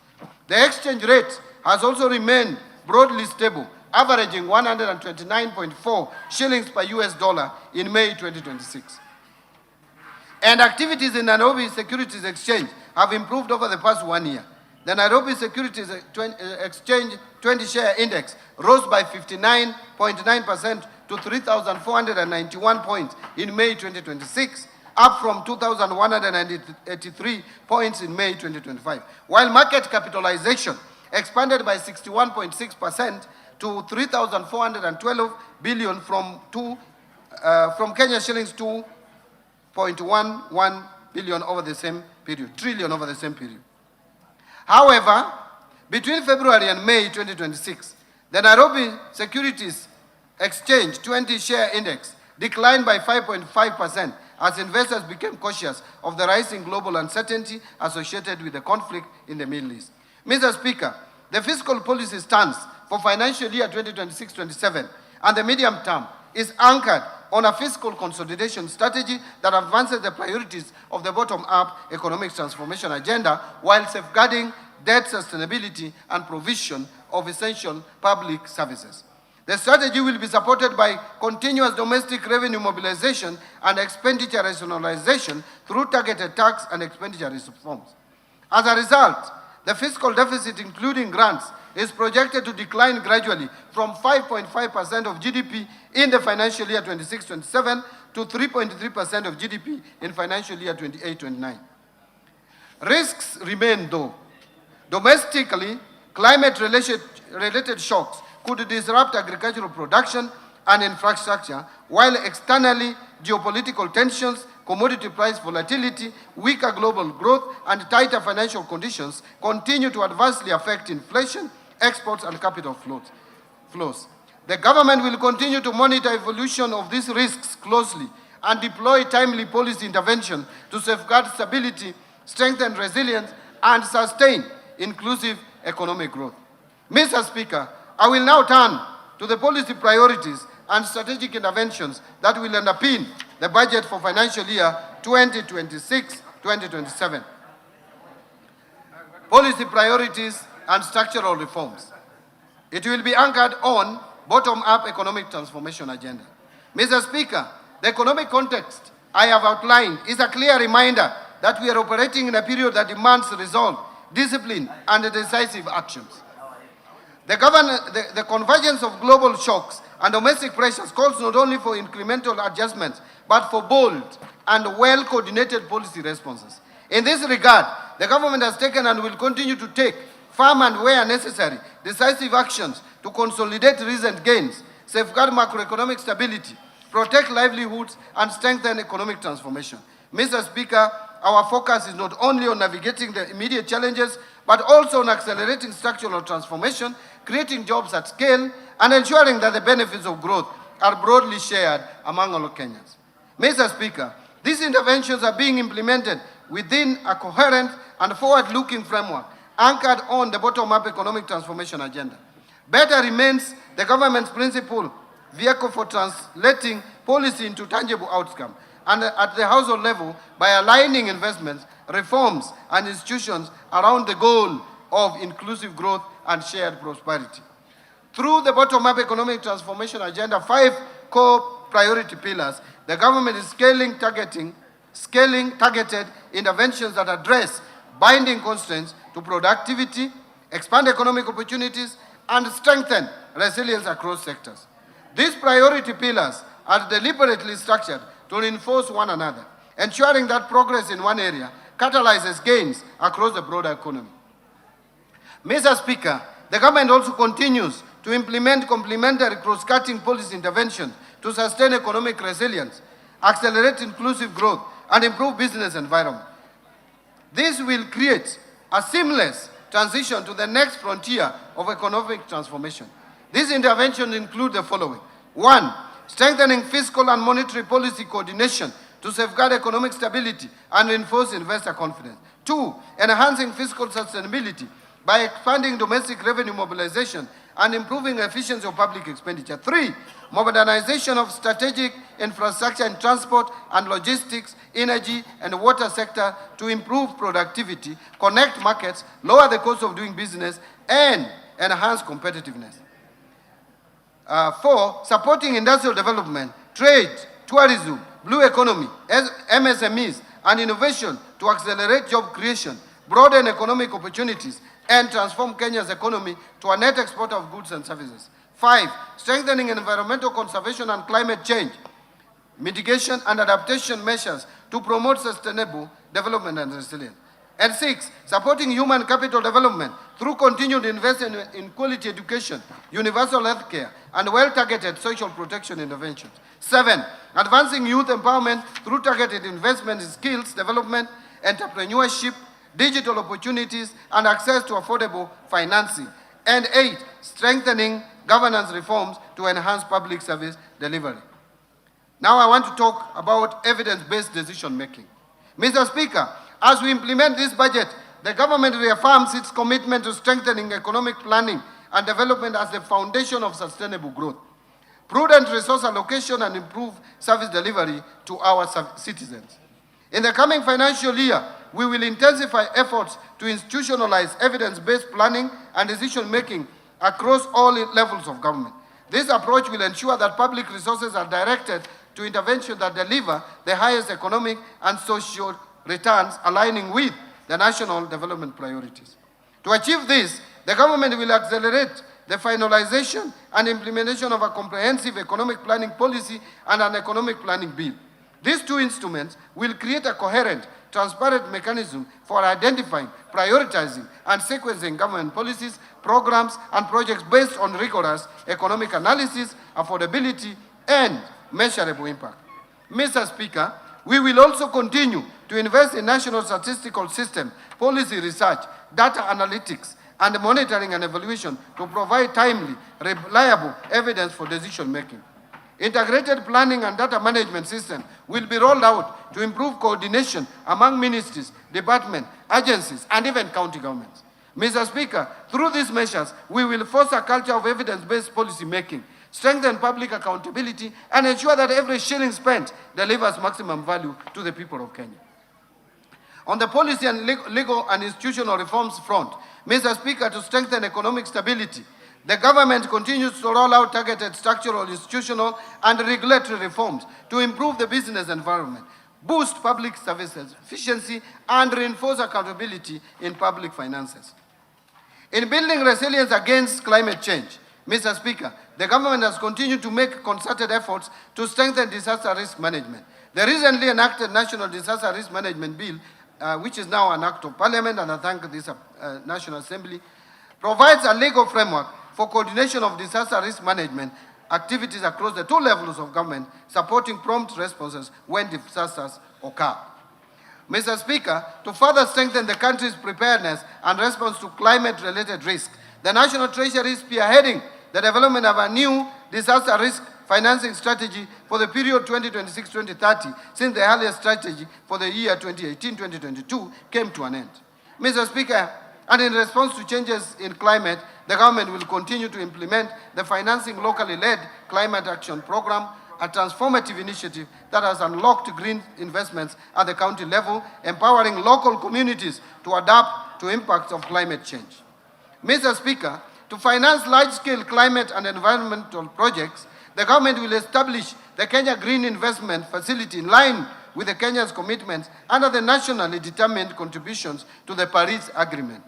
To further scale green financing, the government is finalizing the the framework for issuance of sustainability-linked bonds with targets in forestry and rural electrification expansion. Mr. Speaker, Kenya secured the hosting rights for the Green Climate Fund Regional Office for East and Southern Africa in Nairobi, reinforcing the country's position as a regional green finance hub.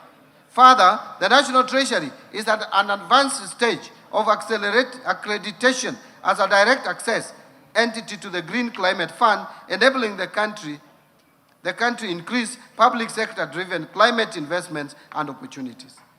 Mr. Speaker, the government will host the African Green Investment Forum in October 2026. And this forum will serve as a flagship continental initiative designed to mobilize substantial green finance, accelerate sustainable investments, and advance Africa's leadership in this domain. On public procurement reforms, Mr. Speaker, to operationalize procurement reforms and eliminate manual inefficiencies, the government officially launched the rollout of an end-to-end e-government procurement system in July 2025. The system has now shifted procurement processes from fragmented and manual processes to a fully digitized procurement platform. The platform has been integrated with core government systems, including IFMIS, Business Registration Services, and ITAX, with initial onboarding prioritizing national government ministries, departments and agencies. State corporations and county governments will then follow. Significant progress has been made, and to date, 1,543 procuring entities have been registered, over 40,000 suppliers registered, over 22,000 staff trained, over 12,000 suppliers or contractors have also been trained.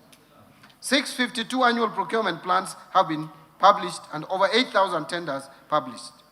Mr. Speaker, going forward, the next steps will include full rollout of the system to all schools and other procuring entities that are yet to onboard to the EGP system. Continuous user training and change management to improve adoption and system utilization will be conducted. Further, Mr. Speaker, beginning July 1st, 2026, there will be no exemption. There will be no exemption to procure outside the system. Together, these measures will ensure that every shilling allocated through this budget delivers maximum value to Kenyans. Mr. Speaker, during the implementation of the EGP system, we have experienced challenges which have hindered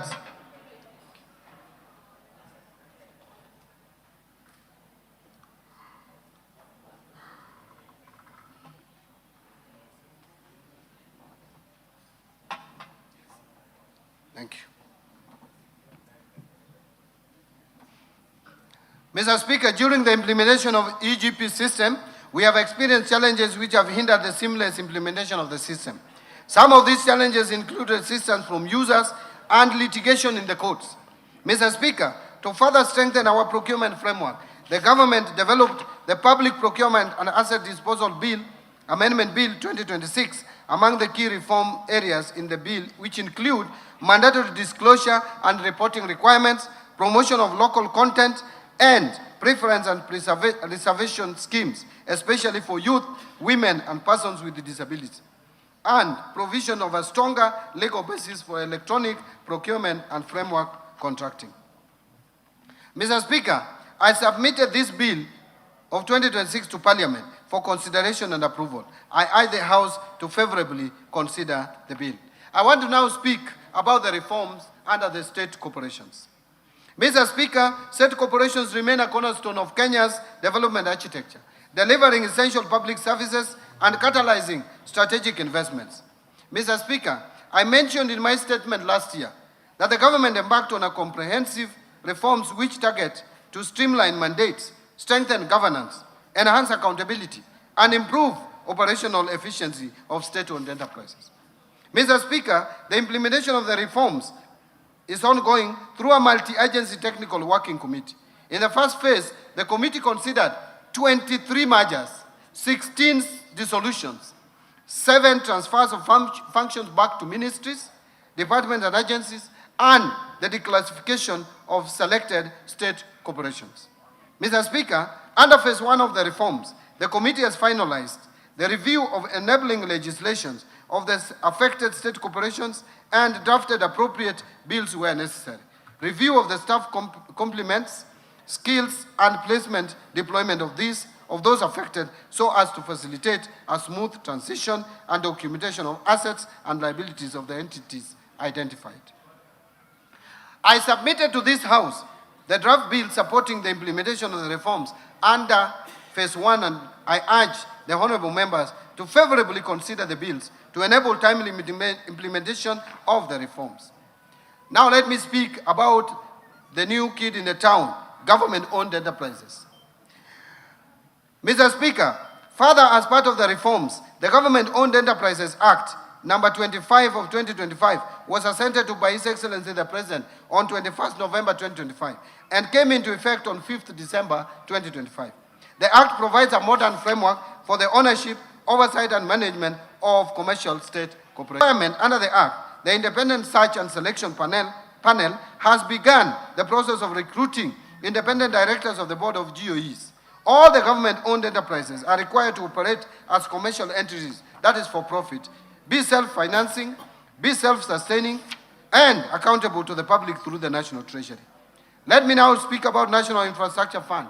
Mr. Speaker, in March 2026, the government established the National Infrastructure Fund following the enactment of the National Infrastructure Act of 2026. The NIF is an innovative mechanism for scaling up infrastructure development by mobilizing private capital and expertise to execute commercially viable infrastructure projects while reducing reliance on taxation and debt.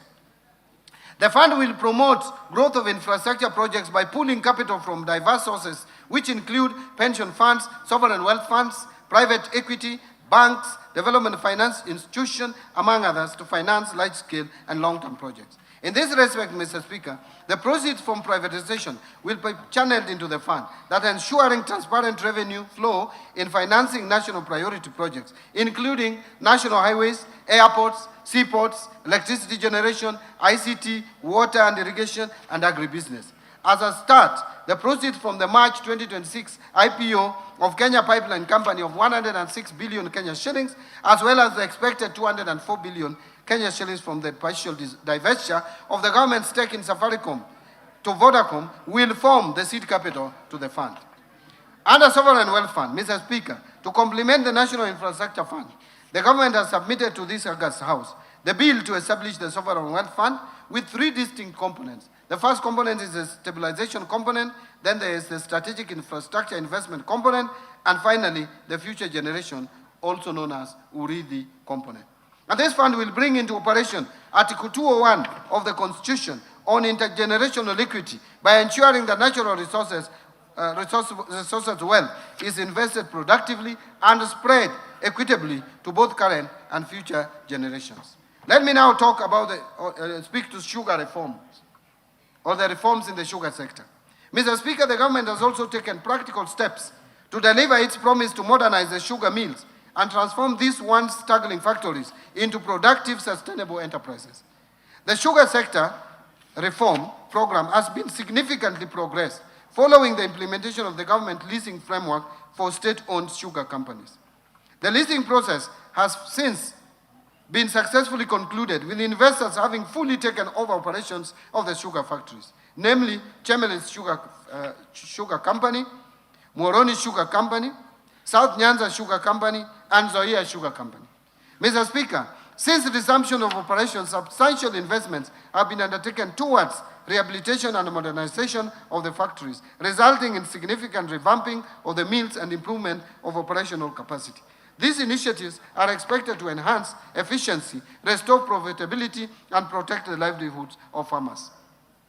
Mr. Speaker, these are not isolated transactions. They are proof that when governance is strengthened, when mandates are clarified, and when institutions are held to account, the corporations can be genuine engines of growth.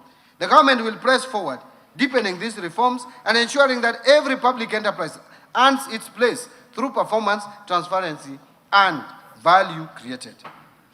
Now, let me speak to national assets and inventory management. Mr. Speaker, to strengthen national assets management, the National Treasury has operationalized the assets and inventory management modules in our IFMIS, providing real-time visibility of public assets across all levels of government. An analysis of the asset registers shows that ministries, departments, and agencies collectively hold assets valued at approximately 4.9 trillion Kenya shillings, underscoring the importance of robust asset management. To strengthen transparency and support the transition to accrual accounting, the National Treasury has developed a government asset valuation policy framework and a public assets tagging framework. Mr. Speaker, to unlock greater value from these assets without placing additional pressure on public finances, the National Treasury is developing an asset optimization framework and a leasing framework to attract private capital and expertise while supporting infrastructure development and improved service delivery. Now let me speak to digital e-signatures in government. Mr. Speaker, in line with the digital transformation agenda, the government has also embarked on reforms to modernize and harmonize the legal and regulatory framework governing secure digital identities, electronic signatures, electronic seals, and time stamping services. Excuse me. Mr. Speaker, to make this a reality, I will in the next financial year submit to this House necessary amendments to the Public Finance Management Act and Kenya Information and Communication Act, as well as the attendant regulations. This will make use of electronic signatures, electronic seals, and time stamping services a reality in government, thereby creating efficiency in service delivery. Mr. Speaker, let me speak to something that has been troubling, the pending bills. Mr. Speaker, as I informed this House in my statement last year, the pending bills verification committee was established in November 2023 to review and validate outstanding claims and provide a credible basis for settlement. The committee has since concluded its work and analyzed a total of 91,911 pending bill claims, valued at over 637 billion shillings. Following this verification exercise, 29,885 claims, amounting to 235.6 billion, have been recommended for settlement. Of this amount, Kenya shillings 80.3 billion has already been settled through securitization in the road sector, leaving a verified outstanding balance of 155.3 billion Kenya shillings for other sectors. Mr. Speaker, to settle the verified outstanding balance of 155.3 billion Kenya shillings, the National Treasury has proposed a balanced and sustainable settlement strategy, which includes a combination of direct budgetary allocations and securitization. The proposal is to settle the verified outstanding balance of 155.3 billion over 2 years, starting with the financial year 2026-2027. Mr. Speaker, in the financial year 2026-27, the National Treasury is proposing a budgetary provision of 68 billion to settle the verified pending bills to suppliers and contractors owed by the government for amounts of up to 100 million shillings. This provision will also partly settle suppliers or contractors whose pending bills exceed 100 million shillings, ensuring that no supplier is excluded. With the settlement of this 68 billion worth of claims, the government will have settled 99% of the verified outstanding pending bills, representing 63% of the total value, a tremendous progress. Now, in terms of numbers, this will be 99 of the bills. But the remaining 88 billion worth of claims will be addressed through other budgetary provisions and instruments. Mr. Speaker, the deliberate policy of settling pending bills of up to 100 million Kenya shillings, while individually smaller in value, accounts for the majority of suppliers and have the highest multiplier effect on economic activity. This is to ensure that the micro, small, and medium enterprises are not starved of the essential working capital, which is critical to the sustainability of their businesses. Financial sector reforms. Mr. Speaker, Kenya's financial sector remains strong and continues to support households, businesses, savings, and investment across the country. Mr. Speaker, today, the banking sector remains strong, very stable and profitable, supported by adequate capital and liquidity buffers. In the year to March 2026, total banking sector assets grew by 13.8% from 7.7 trillion to 8.7 trillion, and profitability increased by 13.6% from 73 billion Kenya shilling to 83.5 billion. Mr. Speaker, to strengthen the banking sector's resilience, deepen competition, and improve access to credit for households and businesses, the government is implementing the following reforms. 1. Progressive increase in minimum core capital requirements for commercial banks from 1 billion to 10 billion by December 2029. 2. Lifted the moratorium on licensing of new commercial banks effective 1st July 2025. 3. Implementation of the revised risk-based credit pricing model anchored on the Kenya shilling overnight interbank average to enhance transparency and fairness in loan pricing and strengthen monetary policy transmission.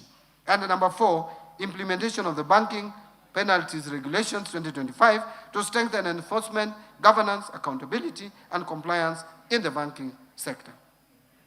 Mr. Speaker, to strengthen banking sector's resilience and stability, the Business Laws Amendment Act of 2024 requires commercial banks to progressively raise the minimum core capital from 1 billion to 10 billion Kenya shillings by 2029 through targeted milestones. Mr. Speaker, while the government firmly upholds the strategic necessity of raising the minimum core capital, it is prudent that this transition be managed in a manner that is least disruptive to credit access and financial services delivery, particularly to the micro, small, and medium enterprise segment and other niche markets currently served by the banking industry. Mr. Speaker, to allow flexibility in achieving this objective and following wide consultation, especially with Kenya Bankers Association, I will be proposing amendments to the timeline specified in the Business Laws Amendment Act of 2024 to allow commercial banks raise the minimum core capital to 10 billion by 31st December 2032 without their new annual milestones. This will provide the flexibility necessary for institutions to pursue measured, commercially sound, and market-sensitive capital-raising strategies in a manner that preserves shareholder value and sustains investor confidence. Mr. Speaker, to make it easier and cheaper for Kenyans and businesses to send and receive money across East Africa region, partner states are working to connect their financial system as per the East African Community Payment System Master Plan of 2025 so that transactions are faster, more affordable, and more efficient to support trade and regional integration.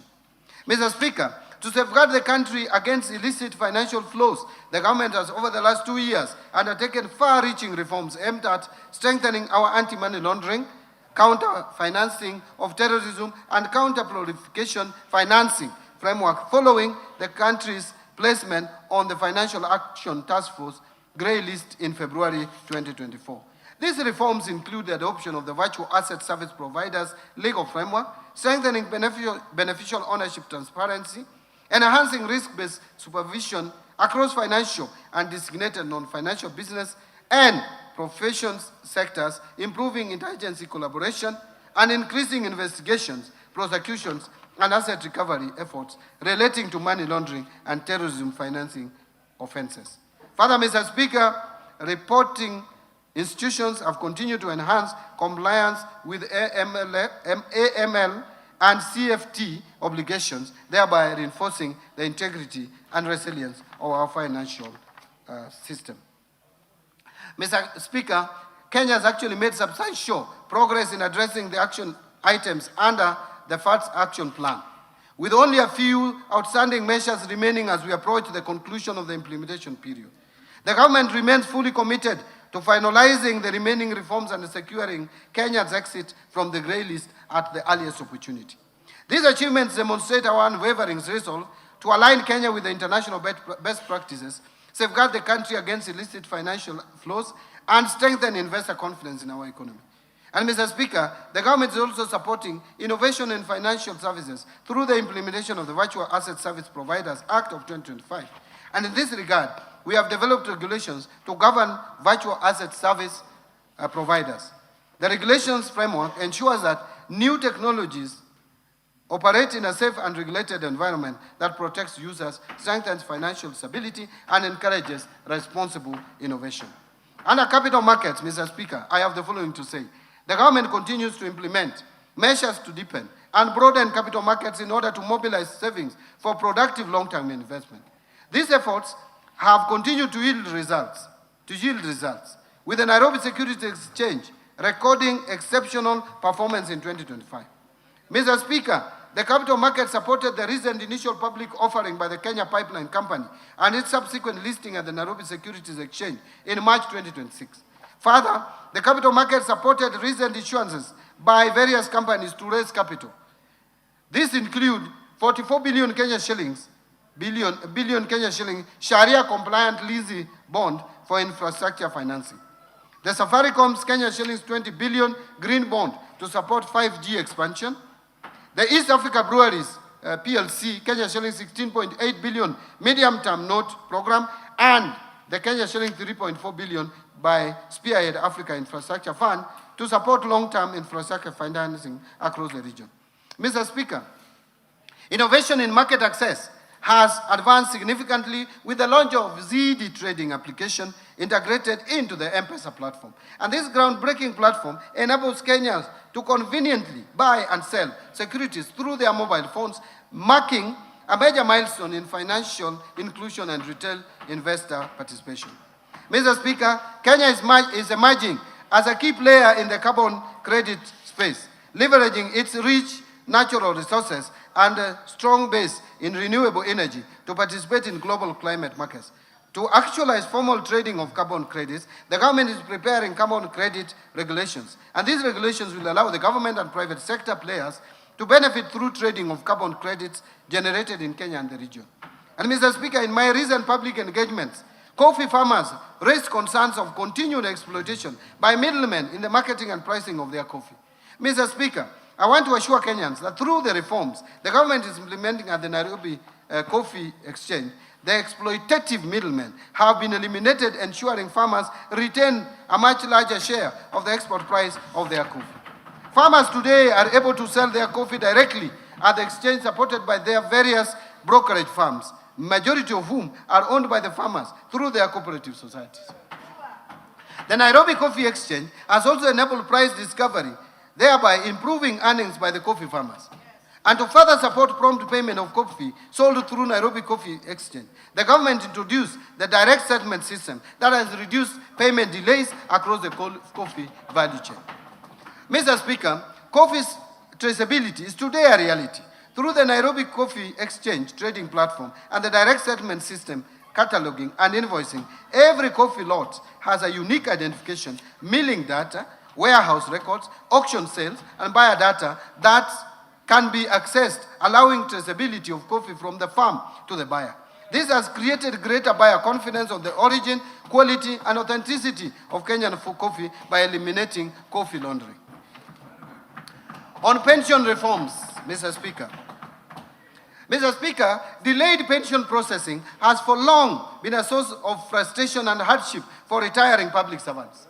A civil servant who has dedicated their career to public service deserves timely and dignified access to their retirement benefits. Mr. Speaker, to hasten the processing of pension claims, I launched the e-pension management information system on 1st June 2026. Following this launch, we have now discontinued manual submission of pension claims unless expressly authorized by the National Treasury. Mr. Speaker, to ensure this reform delivers a lasting impact, ministries, departments, and agencies are now required to initiate pension claims at least 9 months before a public officer's retirement date. This will facilitate resolutions of late or incomplete submission of pension claims ahead of the retirement date for our employees. Further, the National Treasury, in collaboration with the Kenya School of Government, will institutionalize electronic pension management information system training as part of a continuous capacity building program to ensure sustained competency in pension administration across the public sector. Insurance reforms. Mr. Speaker, to expand access to insurance, the Insurance Regulatory Authority licensed 5 micro-insurance companies in financial year 24-25. This has increased access to affordable insurance, with over 11 million lives covered as at 31st December 2025. Mr. Speaker, to strengthen climate resilience, the government is promoting agricultural and index-based insurance products. Through the drive, which is de-risking, inclusivity, and value enhancement, livestock insurance project, over 2.7 million livestock valued at 29.3 billion have been insured, while payouts exceeding 648 million have supported pastoral communities affected by drought since 2023. Further, the government has initiated amendments to the Insurance Act to establish agricultural insurance as a standalone class of insurance business. This reform will strengthen the regulatory framework for agricultural risk management and support food security, financial inclusion, and sustainable agricultural development. And Mr. Speaker, to deepen local insurance capacity and retain insurance premium within the domestic economy, the government will effective 1st July 2026 require all importers to obtain marine cargo insurance cover from insurance license under the Insurance Act prior to customs clearance. Fiscal policy framework. Mr. Speaker, the implementation of financial year 25-26 budget has remained broadly on course despite emerging pressures on revenue performance and expenditure demands. These developments have necessitated measured adjustments while at the same time informing a more deliberate and responsive fiscal policy stance for the financial year 26-27 and the medium term. And Mr. Speaker, on the revenue front, performance has fallen short of target in the financial year 2025-26. This is due to slower than expected tax receipts, largely driven by administrative constraints and a slowdown in economic activities. At the same time, expenditure pressures have intensified. The implementation of pending and newly negotiated collective bargaining agreements has raised the public sector wage bill beyond initial projections, thereby constraining fiscal space. In addition, emergency interventions in response to floods and drought have required additional resources. As a result of these developments, it became necessary to introduce targeted adjustment through supplementary budget number 1 of financial year 25-26. Mr. Speaker, to enhance tax administration, including upgrading of critical systems and strengthening of compliance efforts, the Kenya Revenue Authority was allocated additional resources in the supplementary budget number 1 for financial year 2025-27, to be exact, 17 billion. These interventions are expected to improve efficiency and support a recovery revenue performance. The supplementary budget 1 also reflected additional expenditure of 368.6 billion compared to the original budget to cater for the emerging expenditure pressures. In this regard, the fiscal deficit, including grants, is now projected at 1,199 billion, equivalent to 6.4% of GDP, compared to 901 billion or 4.7% of GDP in the original budget estimates. Mr. Speaker, fiscal policy is not merely about balancing budget. It is about creating conditions for sustainable growth, protecting the vulnerable and securing prosperity for the future generation. Accordingly, the fiscal policy for 26-27 and the medium term will be anchored on a growth-supportive consolidation path aligned to the government's priorities under the bottom-up economic transformation agenda and the 4th medium-term plan. The policy will prioritize enhanced domestic revenue mobilization, strengthen expenditure control, and strategic reprioritization of public spending. This approach aims to reinforce public debt sustainability and safeguard essential public service. Now let me turn to domestic revenue mobilization. Mr. Speaker, every shilling of development begins with every shilling of revenue collected fairly, efficiently, and transparently. To boost revenues, the government will continue to strengthen implementation of the national tax policy and medium-term revenue strategy, aimed at simplifying tax laws, rationalizing tax expenditures, and creating a fair, predictable, and efficient tax systems. Mr. Speaker, the Kenya Revenue Authority has intensified reforms to modernize tax administration, enhance compliance, and improve service delivery through technology and innovation. Notable progress has been made in expanding the electronic tax invoice management system, with over 655,000 taxpayers now onboarded, significantly enhancing transaction visibility and strengthening VAT compliance. Integration between iTax and customs systems has improved end-to-end taxpayer visibility, while the rollout of the electronic rental income tax system has simplified. I want to repeat that. While the rollout of the electronic rental income tax system has simplified compliance with the rental sector. So we have already implemented the system that I think some people are still dreaming about out there. Mr. Speaker, the Kenya Revenue Authority has also strengthened enforcement through data-driven compliance strategies, artificial intelligence, and non-intrusive cargo scanning technologies, enhancing the detection of illicit trade and reducing revenue leakages. As a result, the active taxpayer base increased by 82,000 to over 6.6 million taxpayers as at March 2026 from 6.5 million as at March 2025, reflecting a growing voluntary compliance and improved taxpayer engagement. And I want to thank Kenyans for this. Mr. Speaker, service delivery and trade facilitation have equally improved through initiatives such as Huduma Popote and enhanced customs systems, which have reduced cargo clearance times and improved operational efficiency. Mr. Speaker, in the financial year 26-27, Kenya Revenue Authority will intensify reforms to strengthen revenue mobilization, modernize tax administration, and improve taxpayer experience through the following measures. Number one, roll out integrated digital tax administration and revenue monitoring systems, including the domestic tax administration system, expanded electronic invoicing, virtual electronic tax registers, enhanced point-of-sale integration, and the e-customs mobile application to improve efficiency, compliance, and real-time visibility of transactions. Number two, implement device identification and registration and strengthen exchange of information frameworks to combat tax evasion, illicit trade, and cross-border revenue leakages. Number three, simplifies taxpayer processes through pre-populated returns, streamlined digital payment solutions, and expanded digital service delivery platforms to reduce the cost and burden of compliance. And number four, expand taxpayer outreach and support through initiatives such as Ushuru GPT, Omni-channel customer engagement system, Huduma Popote, and Ushuru Mashinani to enhance accessibility and responsiveness. Number five, strengthen enforcement, compliance, and revenue assurance through advanced data analytics, artificial intelligence, and integrated investigation and case management system. And number six, invest in core ICT infrastructure, integrated enterprise platform, and cybersecurity system to safeguard the integrity, resilience, and efficiency of revenue administration.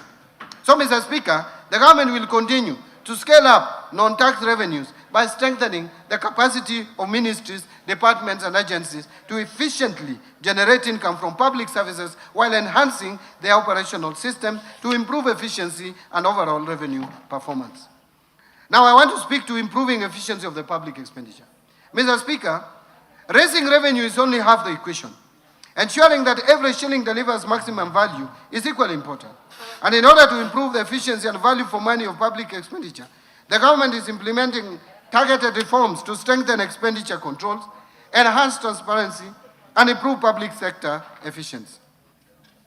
These reforms include the full rollout of e-government procurement, completion of key treasury single account reforms, and transition to accrual-based accounting to strengthen cash management, fiscal oversight, and financial reporting. The government will also deepen public financial management reforms through the entrenchment of zero-based budgeting, digitization and automation of pension and payroll administration, and strengthen human resource management system to enhance efficiency, accountability, and service delivery across the public sector. Further, the government will optimize the management of public assets and liabilities, accelerate state corporation reforms and targeted privatization, and scale up the use of public-private partnerships to provide private sector or private capital, improve efficiency, and support delivery of commercially viable projects. Mr. Speaker, allow me now to expound on some of the expenditure reforms that we are implementing. One, migration to accrual accounting. Mr. Speaker, effective public finance management begins with what we own, what we owe, and how public resources are being utilized. To improve cash management, the government is implementing one of the most significant financial management reforms in Kenya's history. The transition from cash basis to accrual basis of accounting under the International Public Sector Accounting Standards. Following cabinet approval of the transition roadmap in March 2024, implementation commenced in financial year 2024-25 through a structured 3-year phased approach led by the National Treasury. Mr. Speaker, this reform fundamentally changes how government accounts for public resources. For the first time, Kenya's financial statements will present a complete and accurate picture of the country's financial position, capturing not just cash flows, but all public sector assets, liabilities, revenues, and expenditures. Public debt obligations, infrastructure assets, inventories, receivables, and payables will all be recognized and reported transparently, giving Parliament, citizens, and investors a true account of the nation's financial health. Mr. Speaker, implementation is progressing as scheduled across 3 phases. The first phase addressed financial assets and liabilities. The current phase incorporates inventories and prepayments. The final phase will bring in all remaining assets and liabilities, culminating in full consolidation of public sector entities. That is, consolidation of financial statements. To support this transition, the government is upgrading IFMIS and related systems, strengthening public sector asset management framework, undertaking asset identification and evaluation exercises across ministries, departments and agencies, counties and other public entities, and building capacity among public officers to sustain the reform beyond its implementation period. Mr. Speaker, this reform is not just about accounting standards. It is about accountability. It's about ensuring that those entrusted with public resources can be held to a higher standard of transparency and reinforcing public confidence in the stewardship of national resources. Number 2 is the Treasury single account. Mr. Speaker, as I had informed this House in last year's budget statement, the government has been implementing the Treasury single account framework to strengthen cash management and improve efficiency of public financial operations. Following the successful rollout of the Treasury single account to all ministries, the government has reduced the cost of overdraft financing from Central Bank of Kenya by 61% in this financial year, translating into substantial savings. I want again to pause there. I saw some people talking about reforming this so that there can be savings. I want to repeat that the government has reduced the cost of overdraft financing from Central Bank of Kenya by 61% in this financial year, translating already into substantial savings. So the work that you intend to do is actually already done. Mr. Speaker, the implemented Treasury single account model directly links invoices to specific batches submitted by ministries, departments, among other enhanced features. These Treasury single account reforms have substantially improved the efficiency of government exchequer operations, delivered transparency in exchequer and cash management, and ensured that public funds are released only against verified and approved obligations, thus laying the foundation for managing pending bills, and there is going to be no more cherry picking of invoices for payments. So, Mr. Speaker, building on this momentum in the financial year 26-27, the government will expand or extend the Treasury single account framework to county governments by completing the automation of county exchequer requisition processes, after which counties will progressively migrate to a Treasury single account architecture mirroring that of the national government. And 2, operationalize in collaboration with the CBK a granular data integration system to deliver real-time visibility of the cash and liquidity positions of state corporations and semi-autonomous government agencies. Mr. Speaker, taken together, these reforms represent significant modernization of our public cash management architecture. They are already delivering measurable savings, deepening fiscal transparency, and strengthening our capacity to deliver value for every shilling of public money. Let me now talk about strengthening the internal audit oversight and fiscal discipline. Mr. Speaker, every shilling entrusted to government must be accounted for and deliver value to the people of Kenya. The recurrence of audit queries and delays in implementing audit recommendations across public institutions continue to expose public resources to fiscal risk and weaken service delivery. And Mr. Speaker, to strengthen accountability, fiscal discipline, and support the government's zero-fault audit initiative, the government will introduce amendments to the Public Finance Management Act and related regulations to strengthen the mandate of the Office of the Internal Auditor General, and enhance oversight across the public sector. I am strengthening the Office of the Internal Audit. The reforms will establish a framework for tracking the implementation of audit recommendations and resolutions issued by Parliament, the Office of the Auditor General, audit committees, and other oversight institutions, with clear accountability mechanisms for non-compliance. The government will also strengthen internal audit functions across public entities, roll out integrated internal audit management system, and enhance the adoption of enterprise risk management to improve the identification and mitigation of fiscal and operational risk. Mr. Speaker, these reforms will strengthen transparency, internal controls, and prudent management of public resources while improving accountability and service delivery across government. Now let me turn to revenue projections for 2026-2027. Mr. Speaker, our fiscal projections reflect a careful balance between ambition and realism, ensuring that we live within our means while investing in our future.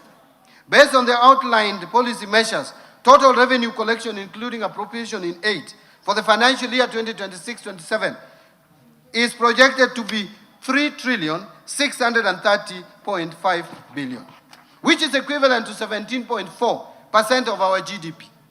Of this, ordinary revenue is projected at 2,985.7 billion, equivalent to 14.3% of the gross domestic product. And ministerial appropriation in aid is projected at 644.8 billion, equivalent to 3.1% of GDP. Grants are projected at 43.6 billion, or 0.2% of GDP. Expenditure projections. Mr. Speaker, total expenditure in the financial year 2026-27 budget is projected at 4,820.4 billion, equivalent to 23.2% of GDP.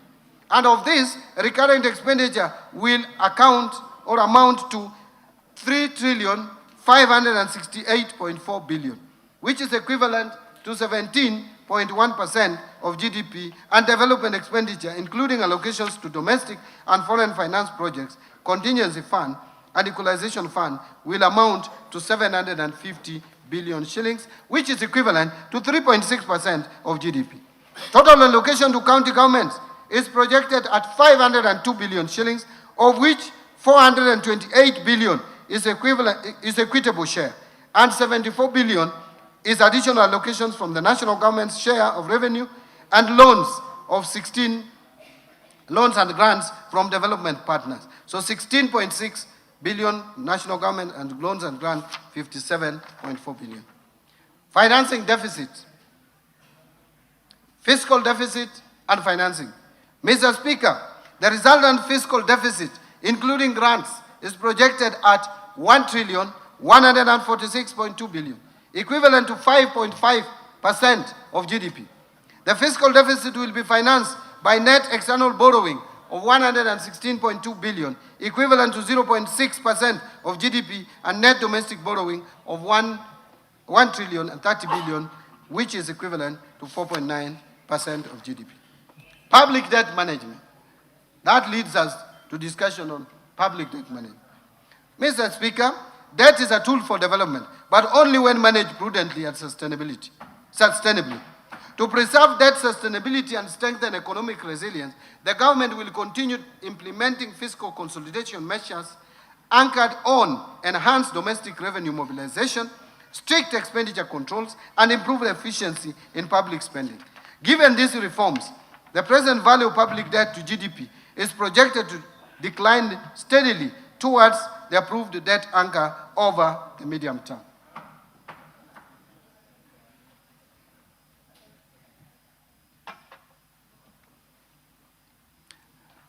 Mr. Speaker, in pursuit of the strategic objective of strengthening debt portfolio diversification, the National Treasury is actively advancing a range of innovative financing instruments. These initiatives are designed to broaden the investor base, optimize the cost-risk profile of public debt, and enhance overall resilience in debt management. In this regard, the government is considering thematic and liability management instruments such as debt for food swaps and debt for development swaps. These instruments provide an opportunity to convert external debt obligations into targeted investments that directly support national priorities, including food security, sustainable development, and social infrastructure, while simultaneously easing debt service pressures and reinforcing fiscal sustainability. Mr. Speaker, further to this, the government is also evaluating opportunities to access new and diversified international capital markets. This includes the potential issuance of samurai bonds in the Japanese market, and a lot of progress has been made in this area, and panda bonds in the Chinese domestic market. By tapping into these markets, the government stands to benefit from deep and diversified pools of capital, secure potentially competitive financing terms, and promote currency diversification within the debt portfolio, thereby reducing reliance on traditional funding sources. Mr. Speaker, complementing these efforts and in recognition of the growing global demand for ethical and faith-based financing, the government is considering the introduction of sukuk instruments. These Sharia-compliant securities, which are structured on asset-backed or asset-based principles, will enable the government to access liquidity from Islamic finance markets. This will not only expand the investor base to include investors with Sharia compliance mandate, but also promote financial inclusion and contribute to the deepening of domestic and international capital markets. Collectively, these initiatives underscore a forward-looking and proactive approach to public debt management, one that emphasizes innovation, prudent risk management, and alignment with both domestic development priorities and evolving global financing trends. Mr. Speaker, to further strengthen transparency, coordination, and efficiency in the implementation of externally funded projects, the National Treasury has spearheaded the development of the Development Project Management Information System. This innovative digital platform will serve as a centralized repository for real-time tracking of project implementation, monitoring of disbursement, and alignment of outcomes with national development priorities. By enhancing project oversight and accountability, this system represents a significant step towards ensuring that externally mobilized resources are utilized effectively and that every shilling delivers value for money and tangible impact for our citizens. Let me now talk about public-private partnership framework. Mr. Speaker, the scale of Kenya's development ambitions demands that we leverage not only public resources, but also the capital, innovation, and expertise of the private sector. Public-private partnerships have therefore become a central pillar of our development financing strategy. Beyond mobilizing additional resources, public-private partnerships enable the government to harness private sector innovation, technical expertise, operational efficiency, and risk-sharing arrangements that enhance project delivery while preserving fiscal sustainability. Mr. Speaker, the government continues to strengthen the public-private partnerships program as a key instrument for delivering strategic investments under the bottom-up economic transformation agenda. In this financial year, we have so far mobilized approximately 96 billion private capital investment in PPPs. This being the CRBC/NSSF investment for the Rironi Gilgil, which is A8, and Nairobi Mai Naivasha A8 South, sections of the Nairobi Nakuru Mau Summit Highway. Building on this momentum, the government targets to mobilize at least 70 billion through PPP investments in the financial year 26-27 across the energy, transport, water, housing, health, and digital infrastructure sectors. Mr. Speaker, other priority projects besides the Nairobi Nakuru Mau Summit project include the Nairobi Mombasa Expressway and the Mau Summit Eldoret Malaba Highway, which will strengthen regional connectivity and facilitate trade along the northern corridor. Mr. Speaker, in ports and logistics, the government is leveraging private sector capital and expertise for the development of container terminals, cargo berths, inland container depots, and special economic zones in Mombasa, Lamu, Nairobi, and Naivasha, strengthening Kenya's position as the region's leading trade and logistics hub. Mr. Speaker, in the energy sector, priority investment include the High Grand Falls hydropower project, expected to generate 700 megawatts, and the Karura hydropower project, expected to generate an additional 90 megawatts. Together, these projects will add approximately 790 megawatts of clean and reliable power to support industrialization, digital transformation, and emerging technologies. These investments will be complemented by strategic transmission infrastructure projects to strengthen and expand the national grid. Mr. Speaker, in the water sector, the government is advancing key dam projects, including Radat Dam, Barsalinga Dam, Lowat Dam, and Soin Koru Dam, which will enhance water security, irrigation, food production, and climate resilience in some of the country's most water-stressed regions. Mr. Speaker, in the ICT sector, the Kenya National Data Center, PPP, and the Konza Data Center project will strengthen Kenya's digital infrastructure, support data sovereignty, and position the country as a leading digital and innovation hub in the East African region. Mr. Speaker, together these projects represent investment valued at over US $10 billion and will support economic growth, improve service delivery, create jobs, and strengthen Kenya's productive capacity. Mr. Speaker, to accelerate project origination and preparation, the National Treasury has established a framework for rapid results initiative, bringing together ministries, departments, and agencies to identify, develop, and fast-track investment opportunities in priority beta sectors. Mr. Speaker, the National Treasury is also at the tail end of finalizing all the required PPP regulations and guidelines to fully operationalize the PPP Act. This is in addition to the recently issued circular on mandatory disclosure requirements for all privately initiated proposals. These circulars aim to enhance uniformity, transparency, accountability, and build public trust by enabling timely disclosures, integrity, and standard reporting.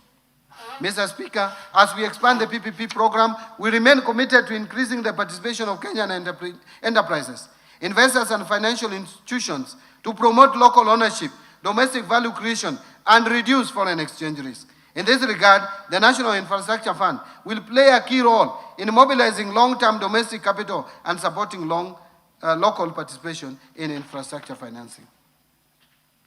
Mr. Speaker, our pension funds, insurance companies, SACCOs, and retail investors will increasingly have opportunity to participate in strategic national investments, ensuring that the benefits and returns generated by these projects accrue to Kenyan citizens while supporting long-term economic transformation. And Mr. Speaker, by mobilizing domestic savings and channeling them into productive investment, we are creating a model of growth that is owned, financed, and sustained by Kenyans. Kenya is not just open for business. Kenya is investing in itself. Now let me turn to resource allocations. Mr. Speaker, over the past 3 years, we have laid a firm foundation for inclusive growth.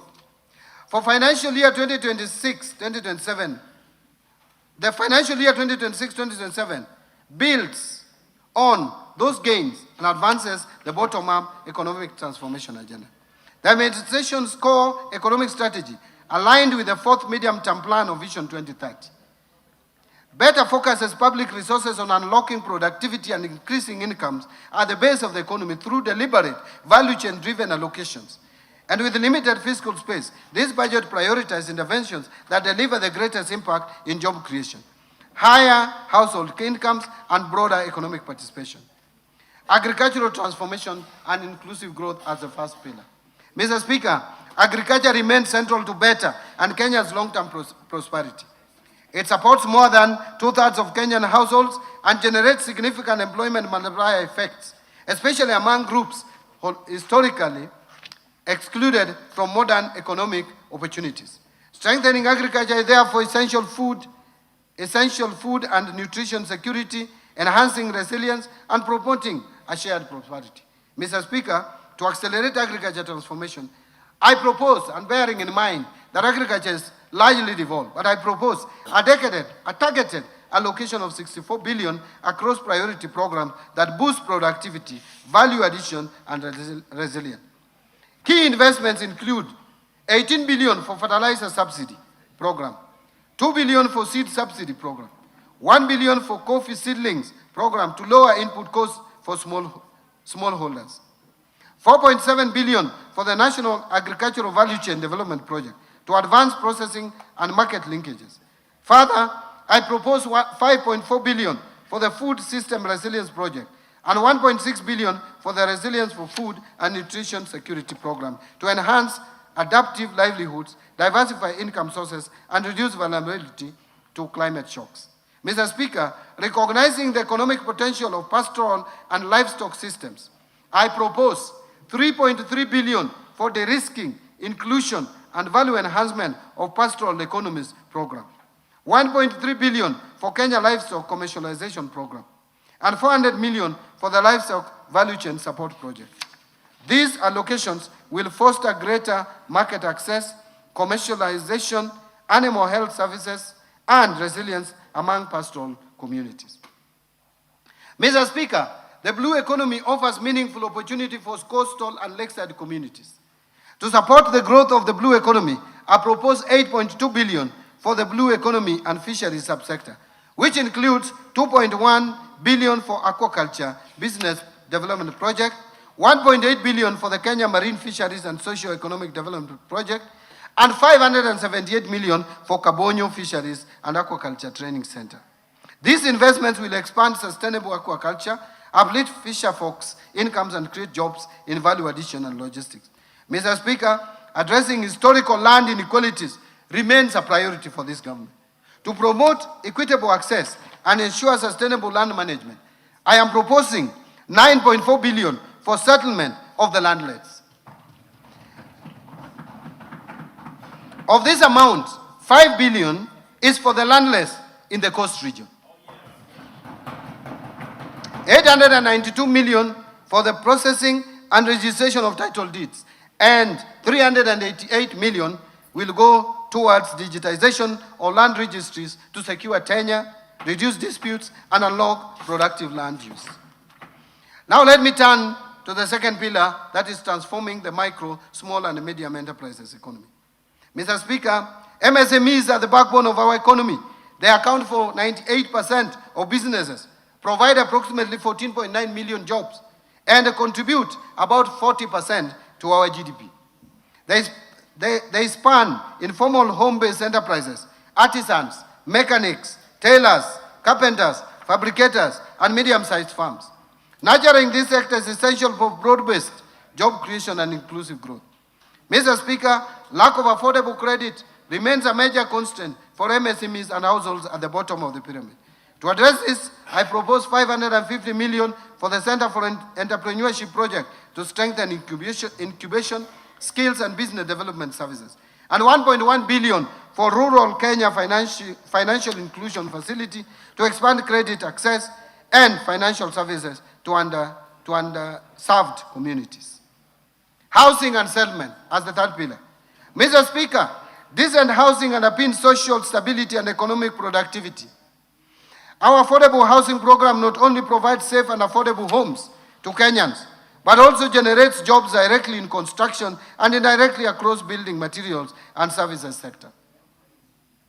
To sustain this momentum, I propose 143.7 billion for the housing sector, urban development, and public works subsectors.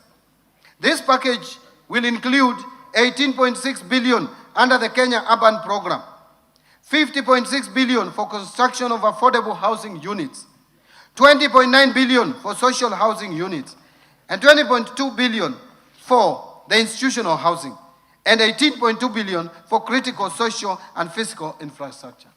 Further, support will include 2.7 billion for the Kenya Informal Settlement Improvement Project Phase 2, and 535 million targeted to support construction of county headquarters. These investments will improve living conditions, provision of services, and local governance capacity. Mr. Speaker, to protect livelihoods or lives and property through compliance with building codes and standards, I propose 2.4 billion for the regulation and development of the construction industry, thus reinforcing safety, quality, and accountability across the sector. Allow me now to turn to the other pillar, that is universal health coverage. Mr. Speaker, universal health coverage, UHC, is central to better's social contract. Equitable access to quality health services is essential for human capital, productivity, and poverty reduction. Towards this end, I have proposed 177.2 billion to the health sector to advance UHC and strengthen essential services. Key allocations include 8.6 billion salaries for UHC staff, 19.1 billion for primary healthcare fund to finance frontline services.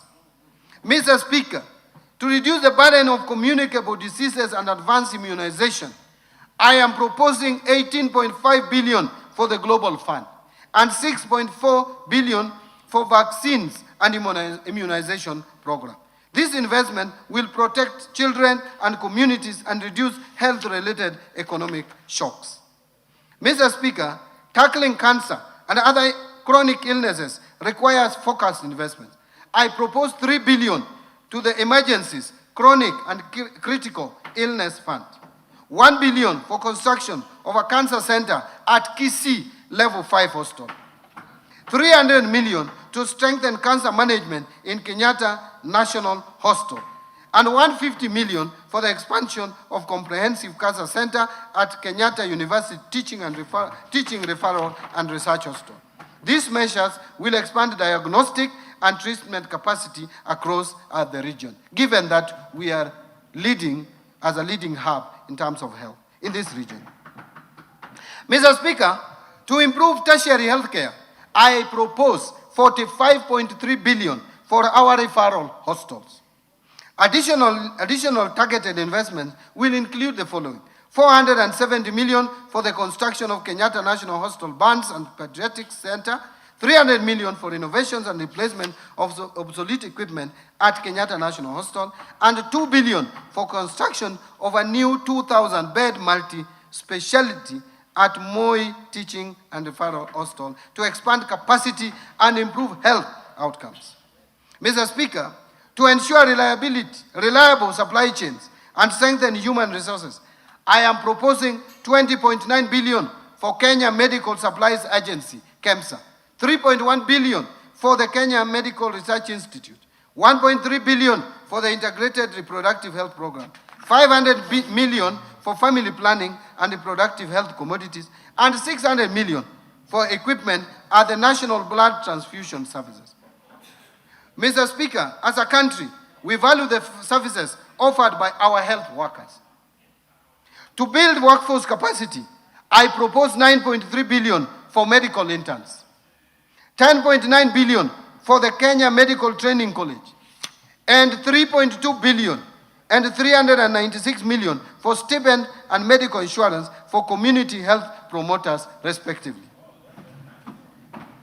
Under digital superhighway and creative economy, Mr. Speaker, digital transformation is a strategic enabler for competitiveness in the fourth industrial revolution. Digital connectivity and literacy are essential for education, healthcare, finance, markets, public services, and emerging digital opportunities. Mr. Speaker, Kenya's creative economy, encompassing film, music, fashion, arts, media, digital content, and design, has become a powerful engine for growth and youth empowerment. Investing in creative industries expands cultural exports and drives innovation. Mr. Speaker, to accelerate digital adoption and inclusion, I propose 8.6 billion Kenya shillings to this sector. And this will include 4.3 billion for Kenya Digital Economy Acceleration Project, 1.3 billion for maintenance and rehabilitation of national optic fiber backbone infrastructure, 528 million for maintenance and rehabilitation of last mile county connectivity, 309 million for government shared services, 382 million for the digital superhighway cybersecurity, 400 million for establishment of digital hubs, and 455 million for ICT infrastructure maintenance. Now let me move to infrastructure. Mr. Speaker, infrastructure is the backbone of economic transformation. It provides connectivity, energy, and water resources needed to power productive activities and sustain human settlement. By reducing transaction costs and opening markets, infrastructure investments deliver long-term value. Towards this end, I propose 220.4 billion for development of roads, including 44.3 billion to support construction of roads and bridges, 58 billion for rehabilitation of roads, and 118.1 billion for roads maintenance. This balanced mix supports connectivity, freight, efficiency, and long-term road preservation. Mr. Speaker, to expand railway transport, I propose 38.4 billion for railway projects. Additionally, Kenya shillings 400 million is proposed for the Kenya ferry ramp in Likoni, Mombasa. Additional 1 billion for development of public ferry landing ramps in Lake Victoria, including Mbita and Sena Islands in Suba North and West sub-counties of Homa Bay County, respectively. 150 million for acquisition of public ferry in Lake Victoria, completing the purchase of public ferry for use in Lake Victoria. And 582 million for Nairobi Bus Rapid Transport Project, which is a critical public transport investment that will reduce congestion and enhance mobility. Mr. Speaker, reliable, affordable energy is vital for industry and households. I propose 30.9 billion to the energy subsector, including 7.5 billion for the national grid system, 20.2 billion for rural electrification, and 3.2 billion for alternative energy technologies. These allocations expand access, lower costs, and promote sustainable growth. But I wish to add that a lot of energy projects will be financed through National Infrastructure Fund because they are commercially viable. And I want to turn to education. Education. Yes. Yes, I'm turning now to education. Improving education outcomes. Mr. Speaker, Kenya's future depends on developing strong human capital. And to this end, we will continue to strengthen quality learning, training and research, promote equity and inclusivity, scale up investment in education, fortify the system against emerging technological and labor market shifts, as well as fortify education to industry linkages, thus ensuring skills match demand. Mr. Speaker, I propose 784.5 billion for the education sector. Mr. Speaker, a lot has been said about defunding education. But in 2026-27, we are proposing 784.5 billion shillings, which is 26.4% of the ministerial budget. Compare that to 2021-2022 budget, before this administration came into office. The budget for education was 526 billion shillings. That has increased now by 49%. And it was 24.5% of the ministerial budget. Now it is 26.5% of the ministerial budget. Therefore, Mr. Speaker, it is not correct that this government, this administration is defunding education. In fact, we are funding it more. So this 784.5 billion includes Kenya shillings 424 billion to Teacher Service Commission for payment of our teachers. And that has moved from 290 billion in 2022 to now 421 billion shillings. Basic education. Basic education is now 136. I'm proposing 136.6 billion.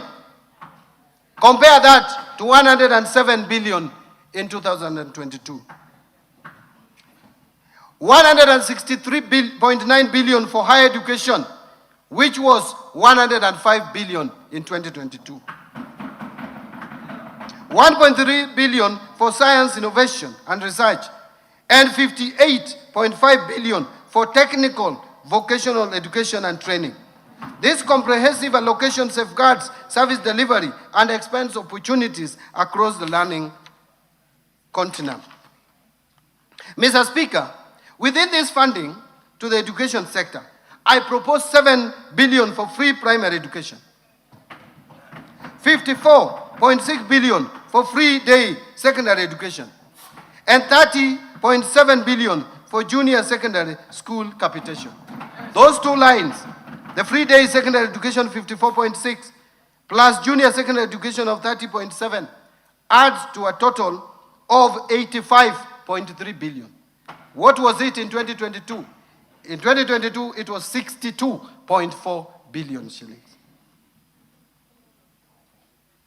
I also propose 9.9 billion for administering national exams, and that is in addition to what we have just provided before the end of this year to pay the arrears of 1.5 billion to teachers. So teachers who marked exams, they will be paid before the end of this financial year, 1.5 billion. 3 billion for school feeding program. Again, this school feeding program in 2022 had 2.2 billion. Now it is 3 billion. Mr. Speaker, I am proposing 4.9 billion to be provided for conversion of 20,000 intern teachers into permanent and pensionable from January 2027.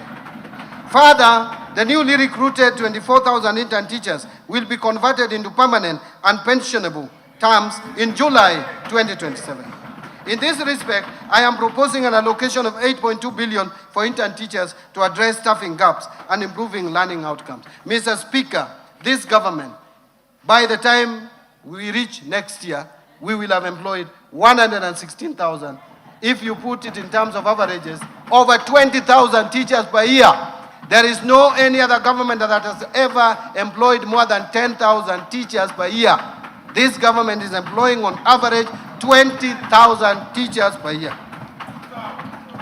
Mr. Speaker, to improve learning environment and skills training, I am proposing 4.1 billion for primary and secondary school infrastructure and 2.1 billion for construction and equipping of TVET centers, 7.1 billion for the Kenya Primary Education Equity and Learning Program, and 4.7 billion for Kenya Secondary Education Quality Improvement Project.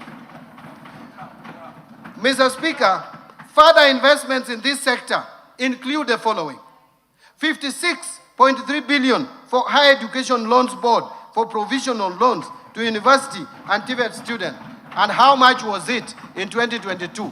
15.39. It has moved from 15.39 to 56.3 billion in this financial year. There is additional 30.9 billion for university scholarships.